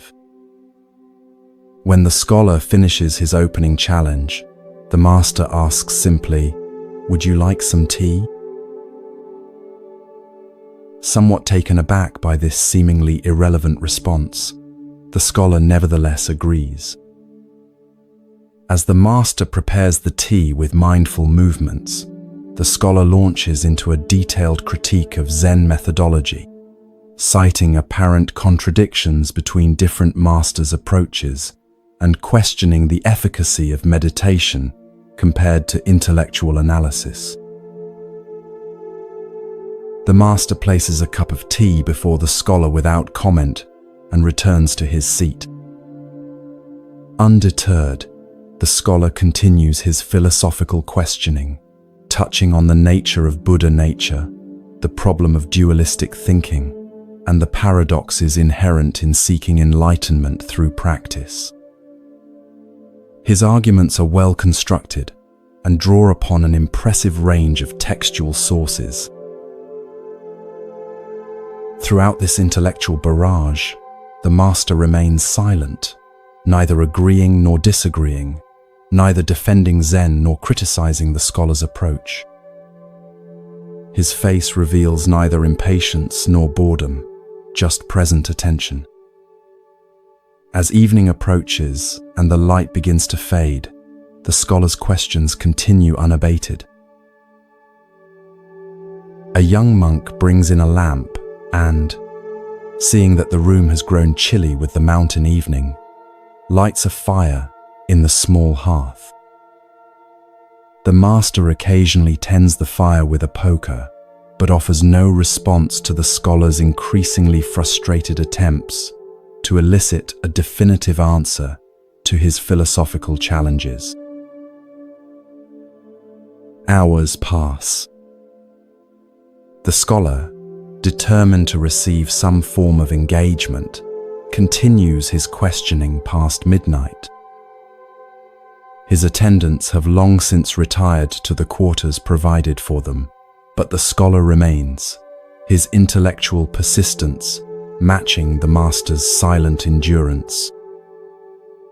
The fire burns low, casting gentle shadows across the simple room. Near dawn, the scholar, exhausted but still determined, poses what he considers his most penetrating question: what is the essential nature of mind itself, beyond all conceptual formulations? At this, the master suddenly stands, takes the fire poker, and holds it up before the scholar's face. "Do you see this poker?" he asks, breaking his night-long silence. "Of course I see it," replies the scholar, perplexed by this simple question after hours of sophisticated philosophical inquiry. In a swift motion, the master lightly taps the scholar on the shoulder with the poker and says, "Then you have your answer." The poker is iron, forged in fire, cooled in water, and now warm from the flame. It is exactly what it is, nothing added, nothing taken away. Your mind, in this moment of direct perception, is no different. The scholar stares at the poker, then at the master.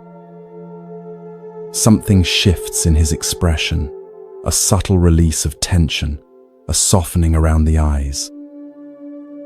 The night-long stream of conceptual thinking seems to pause, and in that space of mental quietude, a different kind of understanding begins to dawn.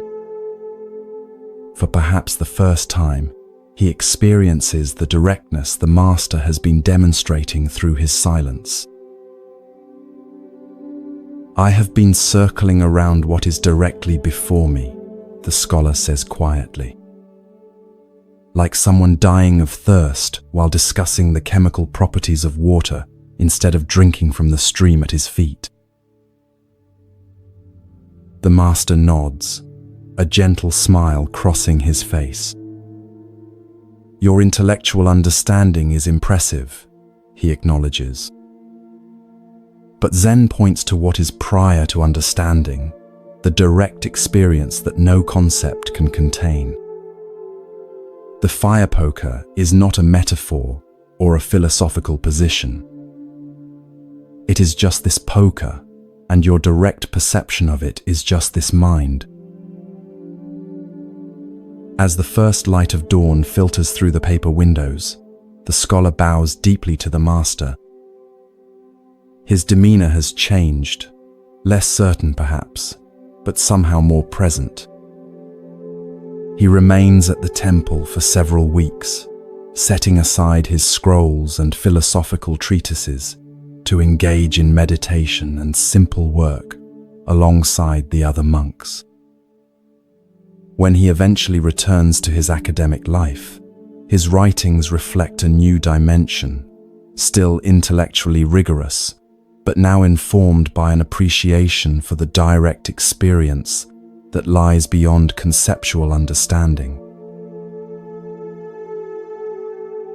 This story illuminates a fundamental aspect of Zen practice, the limitation of intellectual understanding and the power of direct experience. The scholar approaches Zen as he would any other philosophical system, assuming that its truths can be grasped through analysis, comparison, and logical deduction. His questions, while sophisticated, all operate within the realm of conceptual thinking, the realm of maps rather than territory. The master's prolonged silence is not merely a teaching technique or a refusal to engage. It is itself a demonstration of what Zen points toward, the direct presence that precedes and transcends conceptual elaboration. By neither defending Zen philosophically nor dismissing the scholar's questions, the master creates a space where something beyond intellectual exchange can potentially emerge. The fire poker becomes the perfect instrument for this teaching, an ordinary object with no special spiritual significance, yet in that moment of direct perception, revealing the nature of mind itself. When the master asks, "Do you see this poker?" he is pointing to the immediacy of perception that occurs before thought categorizes, analyzes, or evaluates. This direct seeing is what Zen means by original mind or Buddha nature, not some mystical state or philosophical concept, but the simple, ordinary awareness that is always present, yet often overlooked as we become entangled in our thoughts about reality rather than reality itself. Notice the critical role of persistence in this story. Had the scholar given up after a few hours of the master's silence, the breakthrough might never have occurred. It was precisely his exhaustion, the wearing down of his habitual intellectual approach, that created the conditions for a different kind of understanding to emerge. Sometimes, our most cherished mental habits must be exhausted before we can experience the simplicity that lies beyond them. This parallels the experience of many who practice meditation. Often, we begin with concepts about what meditation should accomplish or what enlightenment might feel like.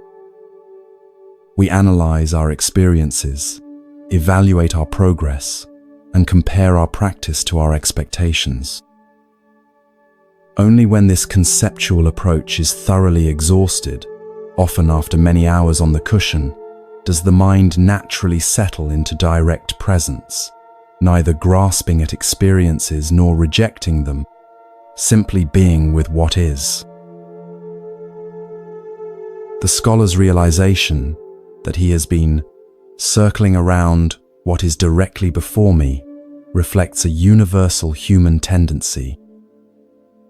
We often become so engrossed in our thoughts about reality that we miss the direct experience of it. We analyze relationships instead of being fully present with others, theorize about happiness rather than noticing moments of contentment when they arise, accumulate spiritual concepts instead of living from the awareness that all such concepts attempt to describe. The master's acknowledgement of the scholar's intellectual abilities is significant.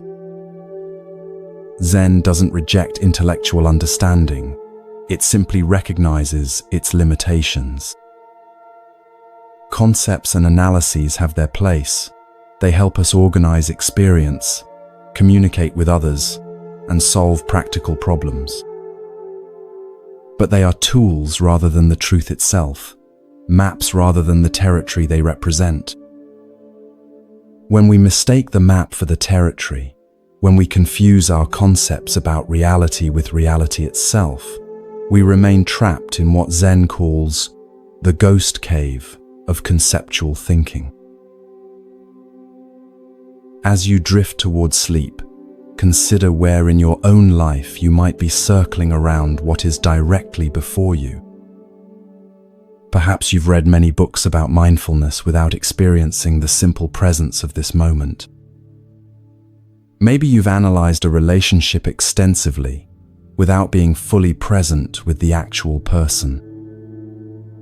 Or perhaps you've accumulated spiritual concepts while overlooking the awareness in which all concepts appear. The fire poker is always right here, in the sound of your breath, the feeling of your body against the bed, the simple awareness that witnesses all experience. No special state is required to access this directness. It's available in every ordinary moment, requiring only that we pause our endless thinking about experience long enough to experience directly. As the Zen saying goes, don't mistake the finger pointing at the moon for the moon itself. All spiritual teachings, including this story, are merely fingers pointing toward the direct experience that is always available, always present, waiting to be recognized beneath the stream of our thoughts about it.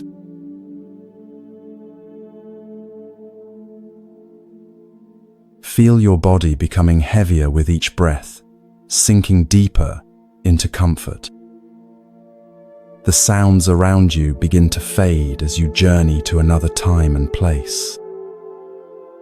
Imagine yourself walking along a forest path in Japan, the ground soft beneath your feet, the air fresh with the scent of pine and moss. Bird songs echo through the trees as sunlight filters through the canopy in golden shafts. You follow the winding path until it opens onto a small clearing where a modest temple stands. This is not one of Japan's grand ornate temples, but a simple wooden structure that seems to have grown naturally from the forest floor. A stream runs nearby, its gentle murmur creating a perfect backdrop for meditation. This is the temple of Gasan, a respected Zen teacher known for his clear wisdom and open mind. As you approach, you notice unusual activity today. A visitor unlike the temple's typical students has arrived, a young man in Western clothing carrying a book bound in leather.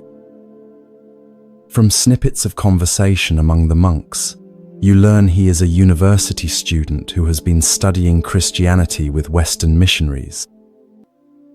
Curious about how different spiritual traditions might compare, he has come to show Gasan some passages from the Christian Bible and hear the Zen master's perspective.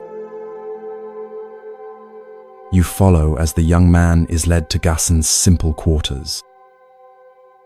The room contains only a low table, a few cushions, and a scroll with calligraphy hanging in the alcove.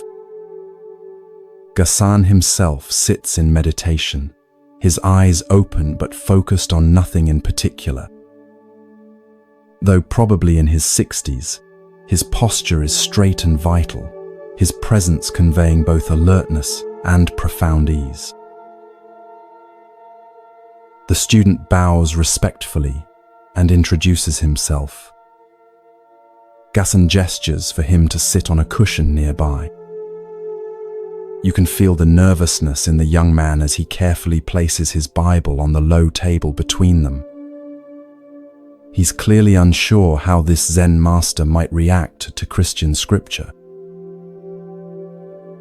"Master Gassen," he begins, his voice betraying a slight tremor, "I have been reading the Christian Bible with missionaries from America.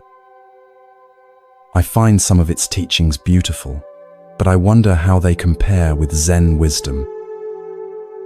Would you be willing to hear some passages and share your thoughts?" Gassen's face remains serene, neither eager nor reluctant. He nods simply, and you can see some of the tension leave the student's shoulders. The young man carefully opens his Bible, the pages making a soft crackling sound in the quiet room. He turns to a marked section and begins to read, "And why take ye thought for raiment? Consider the lilies of the field, how they grow. They toil not, neither do they spin. And yet I say unto you, that even Solomon in all his glory was not arrayed like one of these." The student pauses, watching Gassen's face for a reaction. The master's eyes have softened, and a subtle smile plays at the corners of his mouth. "Whoever uttered those words," Gassen says quietly, "I consider an enlightened man." Surprise and delight flash across the student's face. He hadn't expected such immediate appreciation from a Buddhist master for Christian scripture. Encouraged, he turns to another passage and continues reading, "Ask, and it shall be given you. Seek, and ye shall find. Knock, and it shall be opened unto you. For everyone that asketh receiveth, and he that seeketh findeth, and to him that knocketh it shall be opened." The late afternoon sun casts long shadows across the room as Gassen listens intently. When the student finishes, the master nods thoughtfully. You can feel the student holding his breath, waiting for the response. "That is excellent," Gassen says, his voice warm with genuine appreciation. Whoever said that is not far from Buddhahood. The look of joy on the student's face is unmistakable. You can almost see his conception of spiritual boundaries dissolving before your eyes. What he had perhaps imagined as competing religious systems now appears in a new light, as different expressions of the same fundamental truths. As twilight approaches, student and master continue their conversation, the atmosphere growing increasingly warm and open. You notice how Gassen neither adopts Christian terminology nor attempts to convert the passages into Buddhist concepts. He simply recognizes truth when he encounters it, regardless of its source or packaging. Later, as the student prepares to leave, he asks one final question. "Master Gassen, do you find that the essential teachings of Christianity and Buddhism are the same?" Gassen looks at him with clear eyes that seem to see far beyond the surface of things. "Truth is truth," he replies simply. When we recognize the lilies of the field in their suchness, when we understand the nature of seeking and finding, these insights transcend any single tradition. The packaging may differ, but when genuine wisdom speaks, those with open hearts recognize it, whether it comes from the Buddha, Jesus, or the wind in the pine trees. As the student bows and departs, you notice how differently he carries himself, more lightness in his step, more openness in his face. He came seeking comparison and perhaps validation of one tradition over another. He leaves with something far more valuable, a glimpse of the universal truth that all genuine spiritual paths point toward. This simple yet profound encounter reveals much about the nature of true spiritual understanding. Gasson demonstrated what we might call religious literacy, the ability to recognize wisdom regardless of its source or the tradition from which it emerges. Rather than getting caught in doctrinal differences or theological debates, he went straight to the heart of the teachings themselves. The passages the student read contain insights that align perfectly with Zen understanding. Consider the lilies of the field points to the natural perfection that exists prior to human striving, what Zen might call our original nature that needs no adornment or improvement. Just as the lilies grow naturally, without effort or anxiety about their appearance, our true nature manifests most perfectly when we stop trying to enhance or perfect ourselves through endless striving. Similarly, "Seek and ye shall find" reflects the Zen understanding that our essential nature, what some traditions call Buddha nature, is always present but must be recognized through sincere inquiry. The seeking itself becomes a form of finding when approached with genuine openness. This parallels the Zen saying, "What you seek is where you stand," pointing to the immediate availability of what we often believe is distant or separate from us. Notice that Gasson didn't need to convert these teachings into Buddhist terminology or claim them for his own tradition. His response reflects a recognition that truth is not the exclusive property of any single religion or philosophy. Like water that takes the shape of whatever container holds it while remaining essentially the same, spiritual truth may be expressed through different cultural forms and language, while pointing to the same fundamental reality.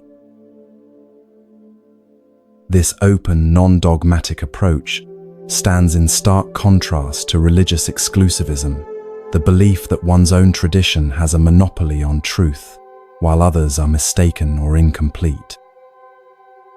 Gasson demonstrates a more inclusive understanding that sees different spiritual traditions not as competitors, but as diverse expressions of human wisdom responding to the same fundamental questions: what is our true nature? How should we live? What constitutes a life of meaning and freedom from suffering? As you rest tonight, consider where in your own thinking you might be creating unnecessary boundaries between wisdom, traditions, or sources of insight. Perhaps you've dismissed certain teachings because they come from a tradition different from your own. Maybe you've been caught in comparing spiritual paths rather than recognizing the universal truths they all point toward in their own ways. Gasson's approach invites us to become wisdom collectors rather than belief defenders, to recognize truth wherever we encounter it, whether in ancient texts, modern science, artistic expression, or our own direct experience. This doesn't mean that all spiritual teachings are identical or equally valuable in all contexts, but it suggests that genuine wisdom has a universal quality that resonates beyond the boundaries of any single tradition. As your awareness drifts towards sleep, imagine yourself sitting in Gassen's simple room, sunlight filtering through paper windows, the sound of the stream mixing with birdsong outside. Feel the openness that comes when we stop deciding in advance where truth can and cannot be found. Like Gassan, we might discover that wisdom speaks in many languages, and that an open heart recognizes its voice, regardless of the words it uses. This recognition doesn't diminish our own tradition, but enriches it, connecting us to the larger human quest for understanding that transcends all boundaries of time, culture, and belief.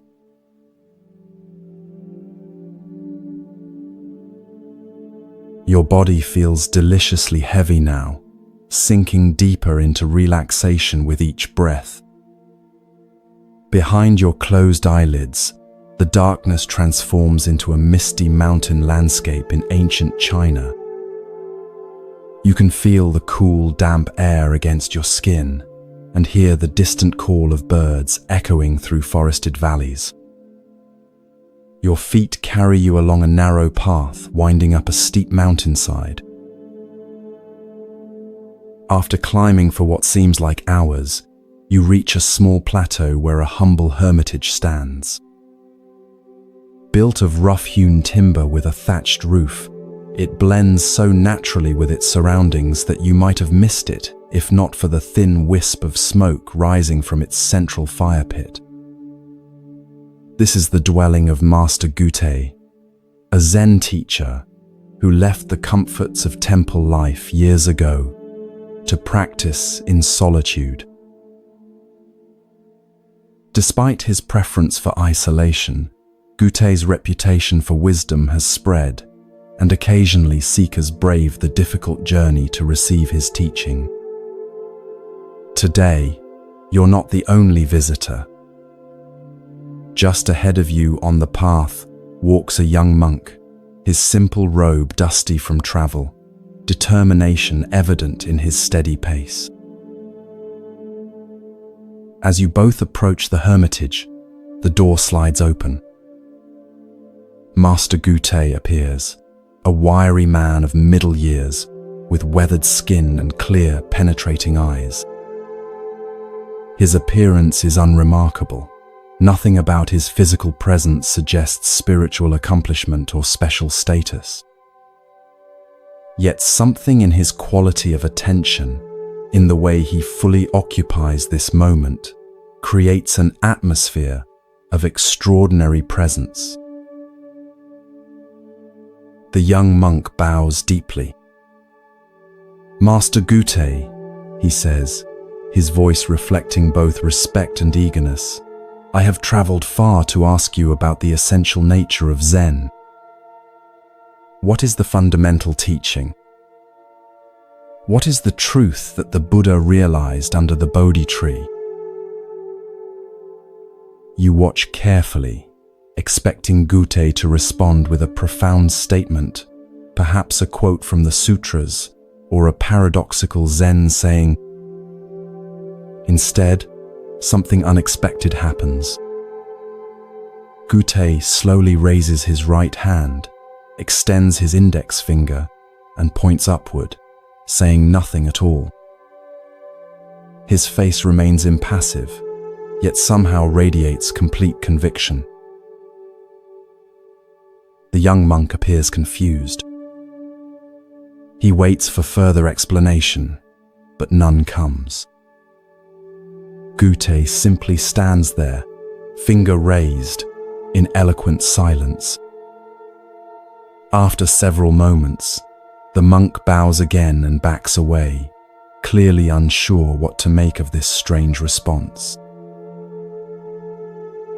You follow the young monk as he makes his way to a small meditation hut nearby, provided for visitors who wish to stay and practice. For several days, he sits in meditation, occasionally walking in the surrounding forest. You can almost see the wheels turning in his mind as he attempts to decipher the meaning of Gute's finger. Is it pointing to the sky?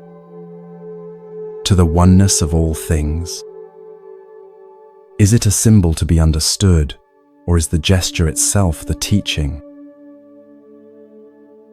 The monk approaches Gute several more times, asking follow-up questions, seeking clarification.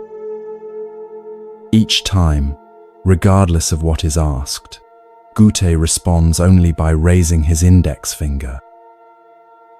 Nothing more.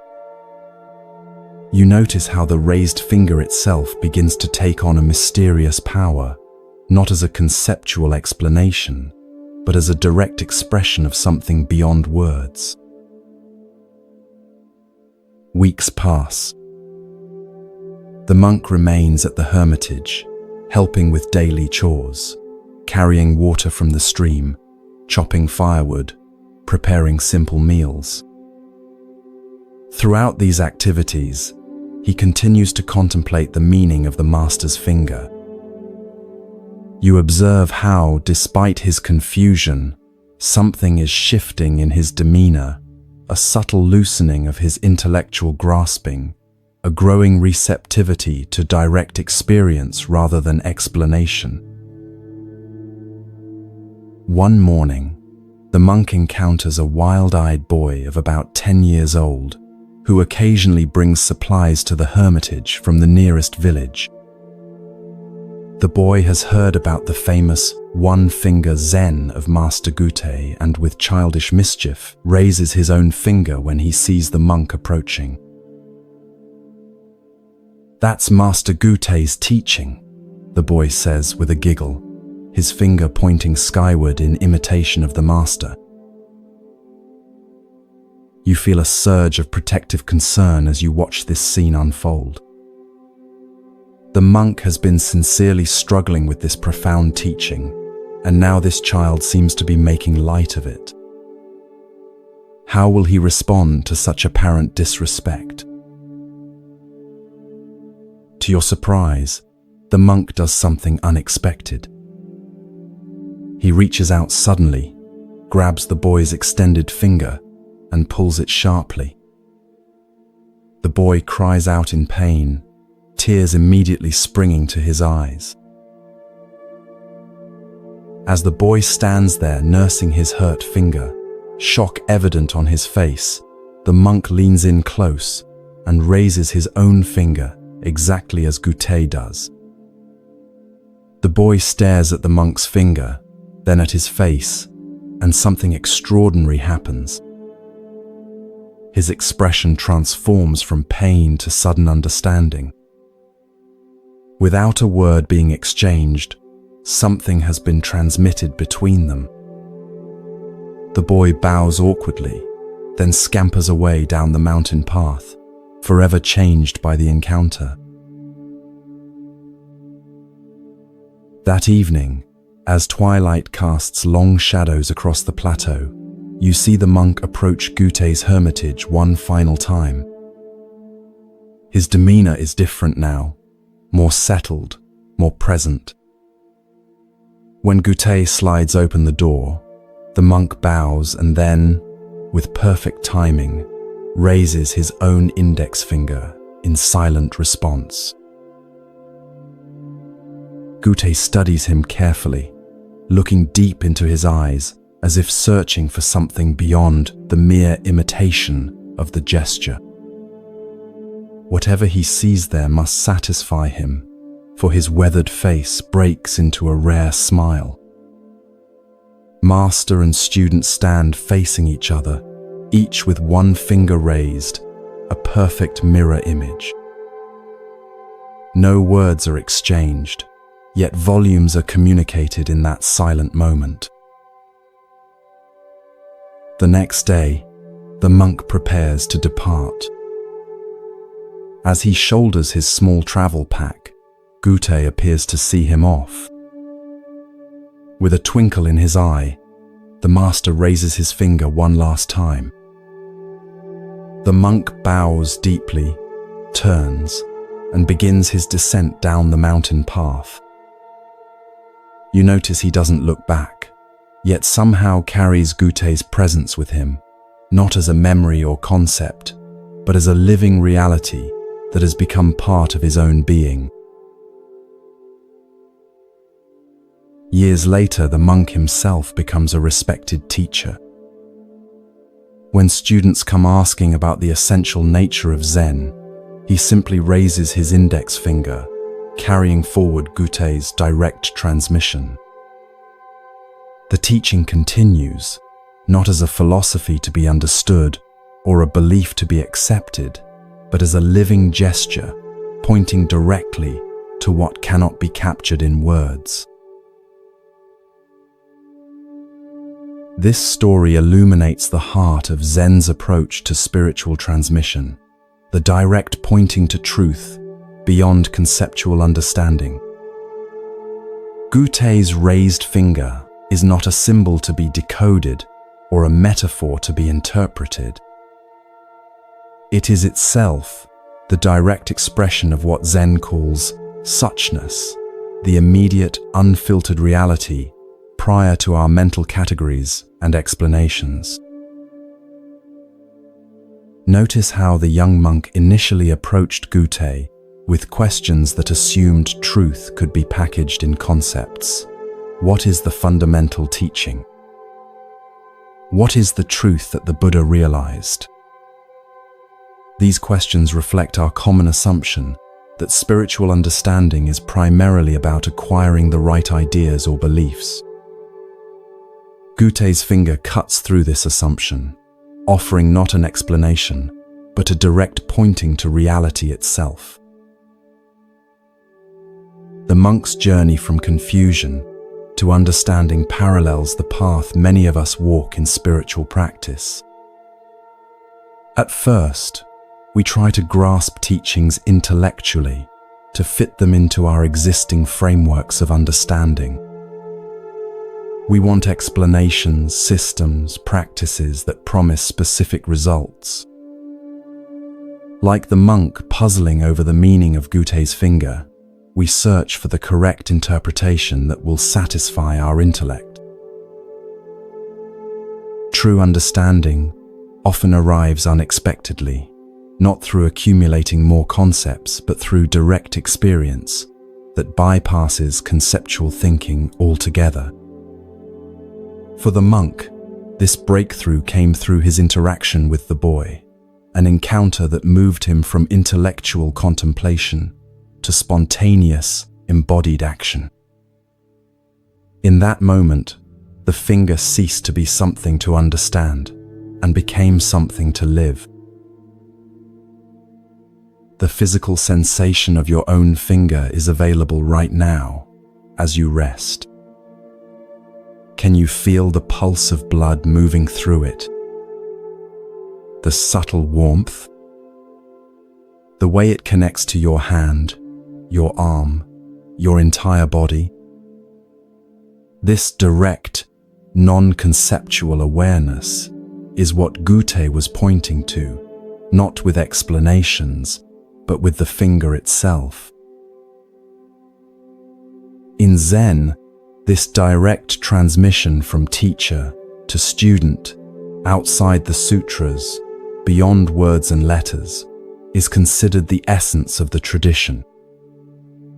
The story of Gutei's finger exemplifies what Zen calls mind-to-mind transmission, not the passing of concepts from one intellect to another, but the direct recognition of our shared Buddha, nature, the awareness that precedes all thinking.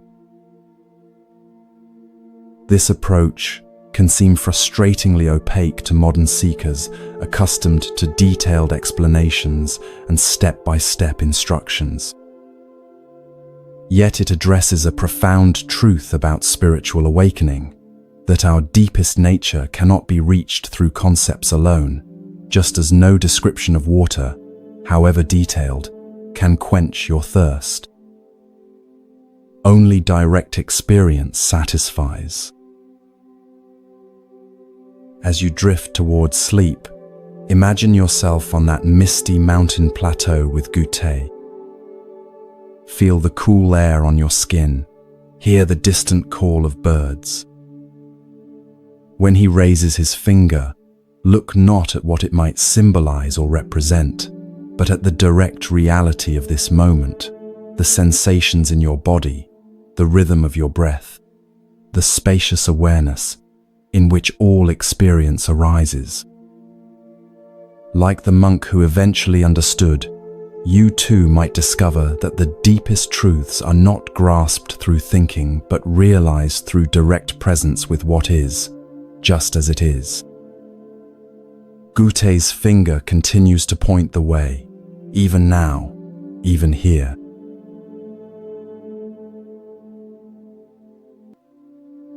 Feel your body growing heavier with each breath, your mind drifting into a state of peaceful receptivity.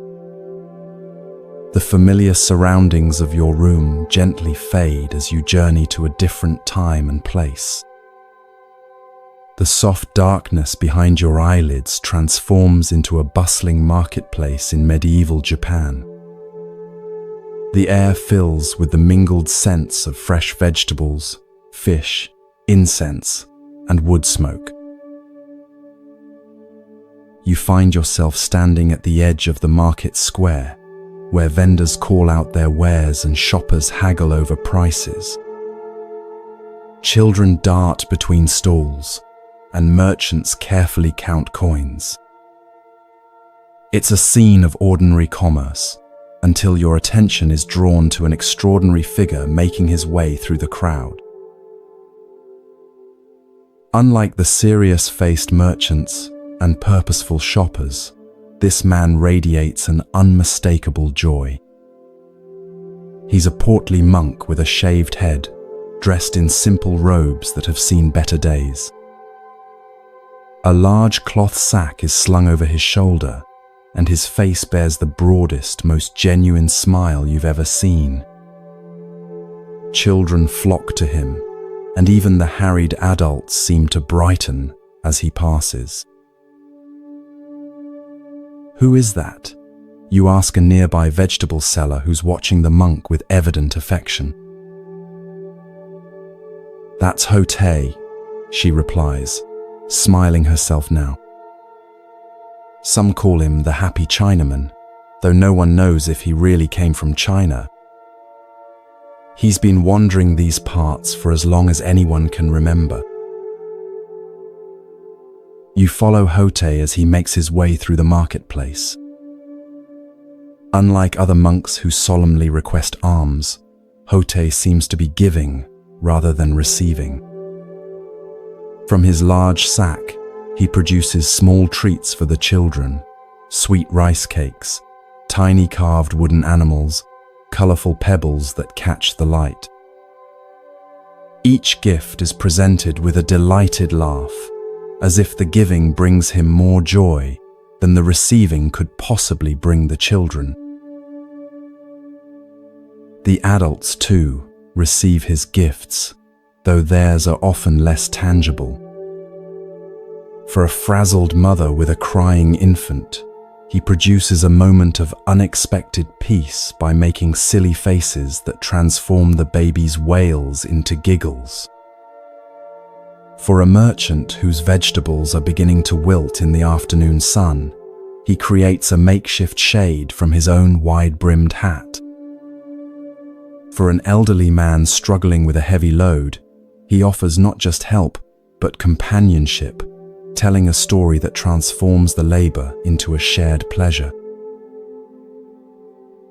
You notice something curious about Hote's famous sack. Though he continually takes things out of it, toys, treats, practical tools, it never seems to empty.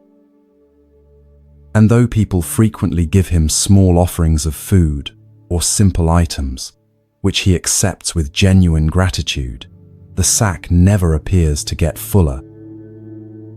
It's as if the contents maintain a perfect balance, neither depleting nor accumulating. As evening approaches and the market begins to close, Hote finds a spot beneath a large tree at the edge of the square.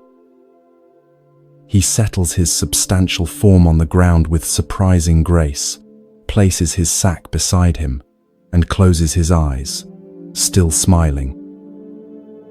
Several children linger nearby, clearly reluctant to leave his presence. One bold little girl approaches and tugs at his sleeve. "Hote-san," she asks, "why are you always so happy?" Hote opens his eyes and regards her with such warmth that you can almost feel it from where you stand. "Because there is nothing to be unhappy about," he replies, his voice rich and resonant. The girl frowns, clearly unconvinced. "But sometimes sad things happen," she persists. "Sometimes people are mean, or things break, or it rains when you want to play outside." Hote nods thoughtfully. "Yes, all these things happen," he agrees. "But being unhappy about them is like carrying 2 sacks instead of 1. He pats the cloth bag beside him. "This sack I carry holds everything I need for today, no more, no less. If I carried another sack filled with worries about yesterday and fears about tomorrow, I would be too burdened to play with you or enjoy this beautiful evening." The girl considers this, her small face serious. "But how do you put down that second sack?" she asks. Hote's laugh rings out, full of genuine delight at her wisdom. "That's the best question," he exclaims.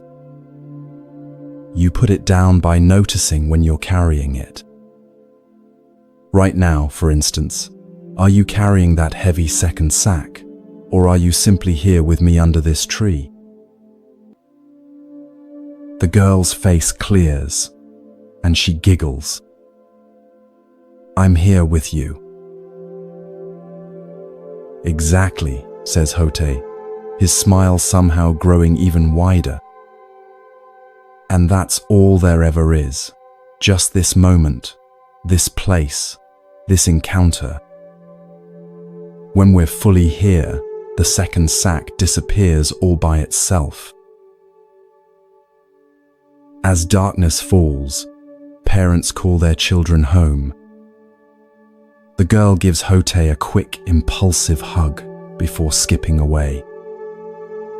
You watch as Hote settles himself for the night, using his sack as a pillow, seemingly as content to sleep under the stars as anyone might be in the finest palace.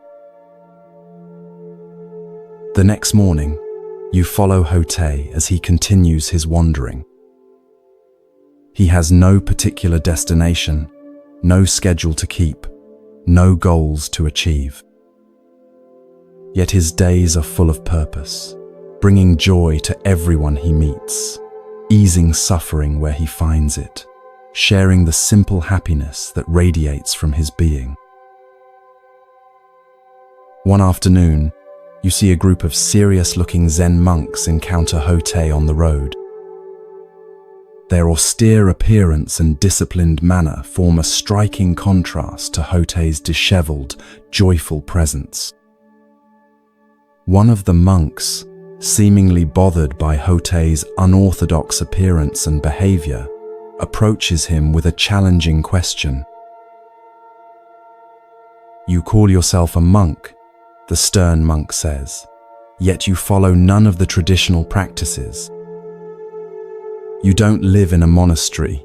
You don't perform proper rituals. You laugh and play instead of maintaining dignified silence. What is the meaning of Zen to you?" Hote says nothing. Instead, he simply puts down his sack. He stands there, empty-handed, his smile as natural as the sun in the sky, his presence radiating a wordless contentment that needs no explanation or defense. The questioning monk's expression shifts, first confusion, then a dawning recognition. Something in Hotei's simple gesture and unshakable presence has communicated more than 1,000 sutras could convey. The monk bows deeply, a new humility evident in his posture. When he straightens, his own face has softened, a small smile beginning to form. "Thank you for the teaching," he says quietly. Hotei picks up his sack again, gives the monk a friendly pat on the shoulder, and continues on his way, spreading joy with each step, as naturally as a flower spreads its fragrance. In later years, Hotei becomes so beloved that his image is often portrayed in paintings, sculptures, and household shrines. He is remembered not as a formal teacher expounding complex philosophy, but as a living embodiment of one of Zen's most profound truths, that enlightenment is not a distant goal achieved through arduous practice, but the natural state of a mind free from unnecessary burdens, fully present to the wonder of ordinary life. This delightful story of the happy Chinaman offers a refreshing perspective on spiritual practice, one that emphasizes joy, simplicity, and direct participation in life rather than solemn discipline or intellectual understanding. Hotei represents a tradition sometimes called crazy wisdom, teachers whose unconventional behavior and apparent disregard for formal rules actually embody the deepest spiritual truths. Notice how Hotei's teaching comes not through sermons or explanations, but through his very being. His joy isn't something he achieves through effort or maintains through positive thinking techniques. It flows naturally from his complete presence in each moment, his freedom from the second sack of regrets about the past and worries about the future. Hotei's famous sack represents a profound teaching about appropriate relationship to possessions and circumstances. He carries what he needs for the day, no more, no less. Unlike those of us who accumulate far beyond our needs, or, conversely, deny ourselves basic comforts in the name of spiritual practice, Hotei demonstrates the middle way that Buddhism has always advocated, neither indulgence nor deprivation, but just what's needed for the journey. The sack's mysterious property, never emptying despite Hotei's constant giving, never filling despite what he receives, points to a spiritual principle that many traditions recognize, that generosity creates abundance rather than scarcity. When we give from a place of joy rather than obligation, when we receive with genuine gratitude rather than entitlement, we participate in a natural flow that defies our usual economic logic of gain and loss. Hotei's response to the little girl reveals his teaching method, simple, direct, and tailored to the listener's capacity for understanding. Rather than offering abstract philosophy, he uses the concrete metaphor of the second sack, making a profound spiritual truth accessible even to a child. And his delight in her question shows how he honors the wisdom that can come from any source, including the very young. The encounter with the formal monks highlights the contrast between institutional religion, with its emphasis on proper form and tradition, and direct spiritual experience that might manifest in unexpected ways. The questioning monk initially mistakes Hotei's unconventional appearance and behavior for spiritual immaturity, only to discover that this seemingly simple, joyful figure has realized the very essence of what all the monastery's disciplines aim to cultivate. As you drift towards sleep, consider your own second sack, the unnecessary burdens of regret, worry, self-consciousness, or excessive planning that you might be carrying.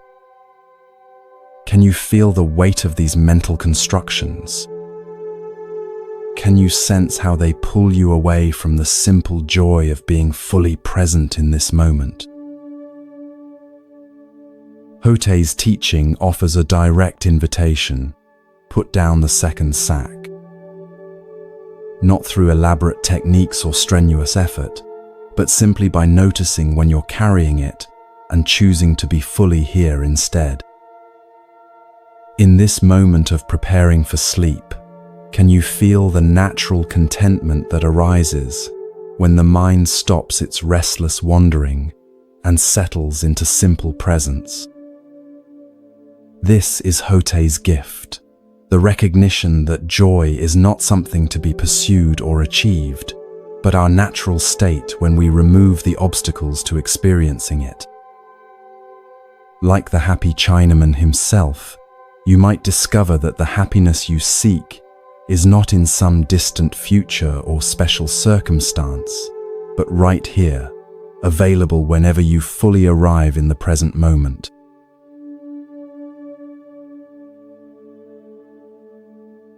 Feel your body melting into deep relaxation, each breath taking you further into tranquility. As the concerns of your day dissolve, allow your mind to journey to ancient Japan, to a time when Zen teachings were flourishing throughout the land. The familiar surroundings of your room transform into a serene mountain landscape, where a small Zen temple nestles among towering pines. Mist drifts through the valleys below as morning sunlight gilds the temple's curved roof. This is the temple where Master Shinkan teaches. Unlike many famous Zen masters whose challenging koans and strict training methods are widely known, Shinkan's approach is gentler, more direct. He's known for his ability to meet each student where they are, offering precisely the teaching they need in that moment. His reputation for clarity and compassion has spread throughout the region, drawing seekers from many walks of life. As you approach the temple gates, you notice two very different visitors arriving ahead of you. The first is a young monk, perhaps 20 years old, his shaved head and crisp robes marking him as someone who has recently entered formal Zen training at another monastery. His posture is perfect, his movements controlled and mindful. He holds a small bundle containing, you imagine, sutras and notes from his studies. The second visitor is an elderly man, his weathered face and calloused hands suggesting a lifetime of physical labor. Though clearly well into his 50s, he moves with the easy strength of someone accustomed to daily work. His clothes are simple but clean, the garb of a farmer or tradesman rather than a religious seeker. Unlike the young monk, he carries nothing but a small cloth bundle that might contain a midday meal. Both visitors have come to seek Master Shinkan's guidance, though for different reasons. You follow them into the temple courtyard, curious about how the master will respond to their questions. The young monk is received first, shown to the master's modest quarters by an attending student. Through open screens, you can see Shinkan seated on a simple cushion. Though probably in his 60s, he sits straight as a pine tree, his face reflecting both the strength forged through decades of practice and the gentleness that comes from deep understanding. The young monk bows formally before taking his place opposite the master. Venerable teacher, the young monk begins, his voice carrying the slight nervousness of one addressing a renowned master. I have studied the Tendai school of meditation for 6 years before beginning Zen practice. I have memorized many sutras and mastered several forms of meditation. But there is one teaching from the Tendai school that continues to perplex me. Shinkan nods encouragingly, his eyes attentive. The Tendai texts claim that even grass and trees will become enlightened. The monk continues. This seems very strange to me. How can non-sentient beings like plants achieve Buddha nature? They have no minds with which to practice meditation, no consciousness to realize enlightenment. Can you explain this teaching? You watch as a subtle smile crosses Shinkan's face, not mocking but gently amused, as if the young monk has inadvertently revealed something significant through his question. The master is silent for a moment, studying the earnest face before him. Of what use is it to discuss how grass and trees become enlightened? Shinkan asks, his voice gentle but direct. The question is how you yourself can become so. The young monk appears momentarily taken aback by this response, which neither confirms nor denies the Tendai teaching, but shifts the focus entirely. He opens his mouth as if to ask a follow-up question, then closes it again, seeming to sense that pressing for a more elaborate answer would miss the point of Shinkan's response. After a moment, he bows deeply and withdraws, his expression thoughtful rather than disappointed. Now the elderly visitor is shown in. His bow to the master is respectful, but less formal than the monk's, suggesting a different relationship to religious protocol. He settles himself on the cushion with the natural ease of someone comfortable in his body. Master Shinkan, he begins, his voice carrying the roughness of age but also a quality of directness. I am a simple man who has worked the land all my life. I never had the opportunity for formal study or temple practice. But my neighbor, who visits your temple sometimes, has spoken of your teachings about Buddha nature. I wonder, can someone like me, with no education or proper training, still understand the deeper truths of Buddhism? Shinkan's face warms as he regards the elderly man. Did you consider the grass and trees on your journey up the mountain to this temple? He asks. The older man looks puzzled but nods. Yes, of course. The pines along the path are particularly beautiful this season. And did they bow to you as you passed? Did they demand to see your credentials or test your knowledge of the sutras before sharing their beauty with you?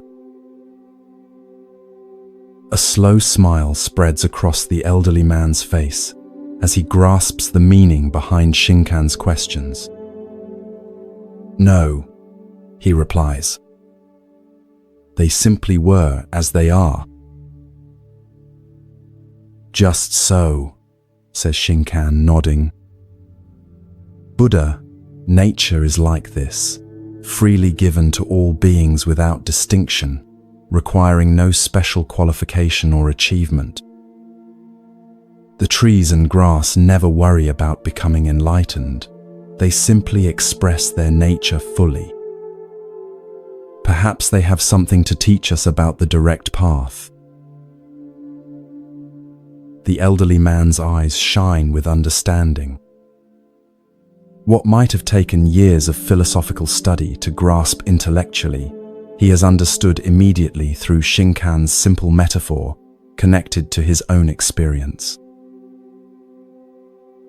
As the older man leaves, you notice the young monk waiting in the courtyard, still contemplating Shinkan's response to his question. Seeing the elderly visitor's peaceful expression, the monk approaches him. "Pardon me," the young monk says, "but I couldn't help noticing your meeting with Master Shinkan. May I ask what teaching he shared with you?" The elderly man smiles. "He helped me understand how grass and trees become enlightened," he replies simply, then continues on his way down the mountain path, leaving the young monk staring after him in astonishment. This elegant story illuminates several profound aspects of Zen wisdom and teaching. At its heart is the contrast between intellectual understanding and direct realization, a distinction that lies at the core of Zen practice. The young monk, with his years of formal study and memorization of sutras, approaches spiritual practice primarily through concepts and theories. His question about grass and trees becoming enlightened reflects this conceptual orientation. He's trying to fit a puzzling teaching into his intellectual framework. Shinkan's response, "Of what use is it to discuss how grass and trees become enlightened?" The question is how you yourself can become so, gently redirects the monk from abstract speculation to the essential matter of personal awakening. This redirection is not a dismissal of the monk's question, but an invitation to move from third-person theorizing to first-person investigation. True Zen understanding doesn't come from accumulating concepts about enlightenment, but from directly realizing one's own Buddha nature. Notice how differently Shinkan approaches the elderly visitor, whose question comes not from academic interest, but from genuine concern about his own spiritual possibility. Rather than offering a philosophical explanation, Shinkan uses the immediate experience of trees and grass to point toward the universality and inherent nature of Buddha nature. The teaching is tailored perfectly to this student, connecting with his lifelong relationship to the natural world, rather than requiring familiarity with Buddhist texts or terminology.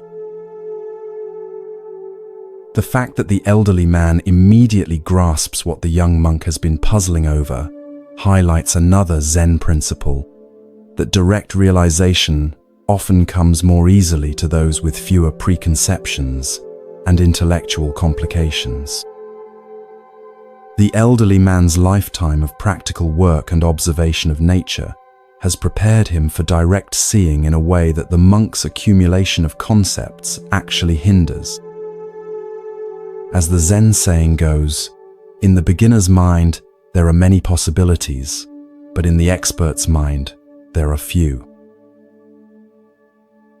The title question itself, "How Grass and Trees Become Enlightened," contains a misconception that Shinkan skillfully addresses without directly refuting. The question assumes that enlightenment is something to be achieved, a state to be entered through effort or practice. But from the Zen perspective, Buddha nature is not something acquired but recognized. It is the inherent nature of all beings, including plants. Grass and trees don't become enlightened. They already express their Buddha nature perfectly, through simply being what they are, without self-consciousness or striving. This points to a fundamental teaching about our own practice, that awakening is not primarily about adding something new, but about recognizing what has been present all along.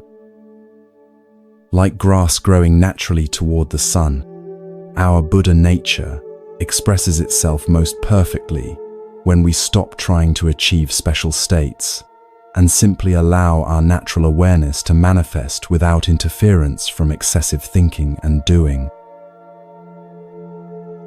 The young monk's reaction to the elderly man's parting comment suggests the beginning of his own shift from intellectual understanding toward direct realization.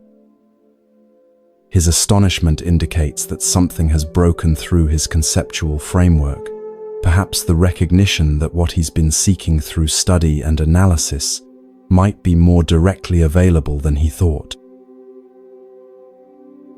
As you drift towards sleep, consider where in your own life you might be approaching important matters primarily through concepts, rather than direct experience.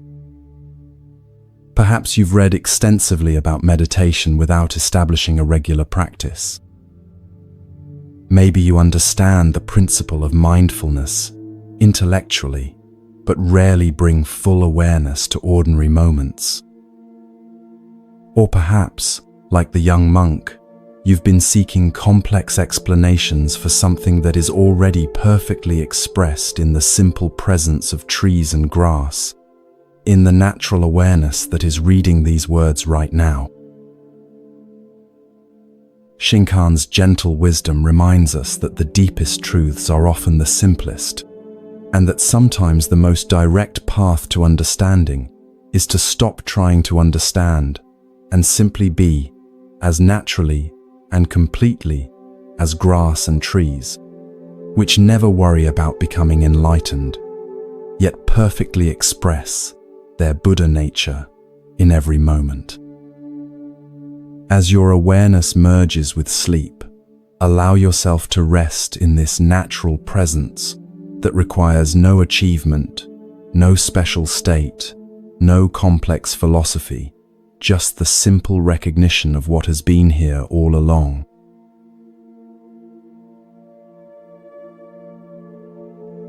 As our first journey through these ancient wisdom tales comes to a close, allow these teachings to settle gently into your heart.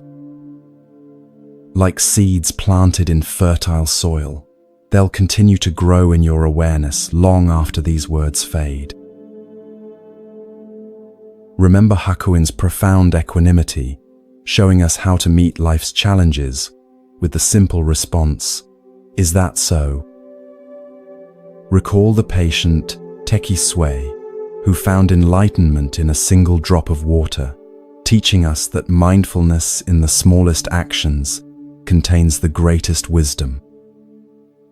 Carry with you Basui's letter to his dying disciple, reminding us that our essential nature is never born and never dies. These stories aren't mere entertainment, but invitations to a deeper way of being. As you drift towards sleep, allow their wisdom to work silently within you, transforming your understanding without effort. From all of us at Moonlight Temple, may you rest in profound peace, knowing that the wisdom you seek is never far away. It lives in your every breath, in your open heart, in the natural awareness that is your birthright. We'll continue our journey together in part 2, exploring more treasures from the Zen tradition. Until then, sleep well, dream deeply, and awaken to each new day with the fresh perspective these ancient teachings offer.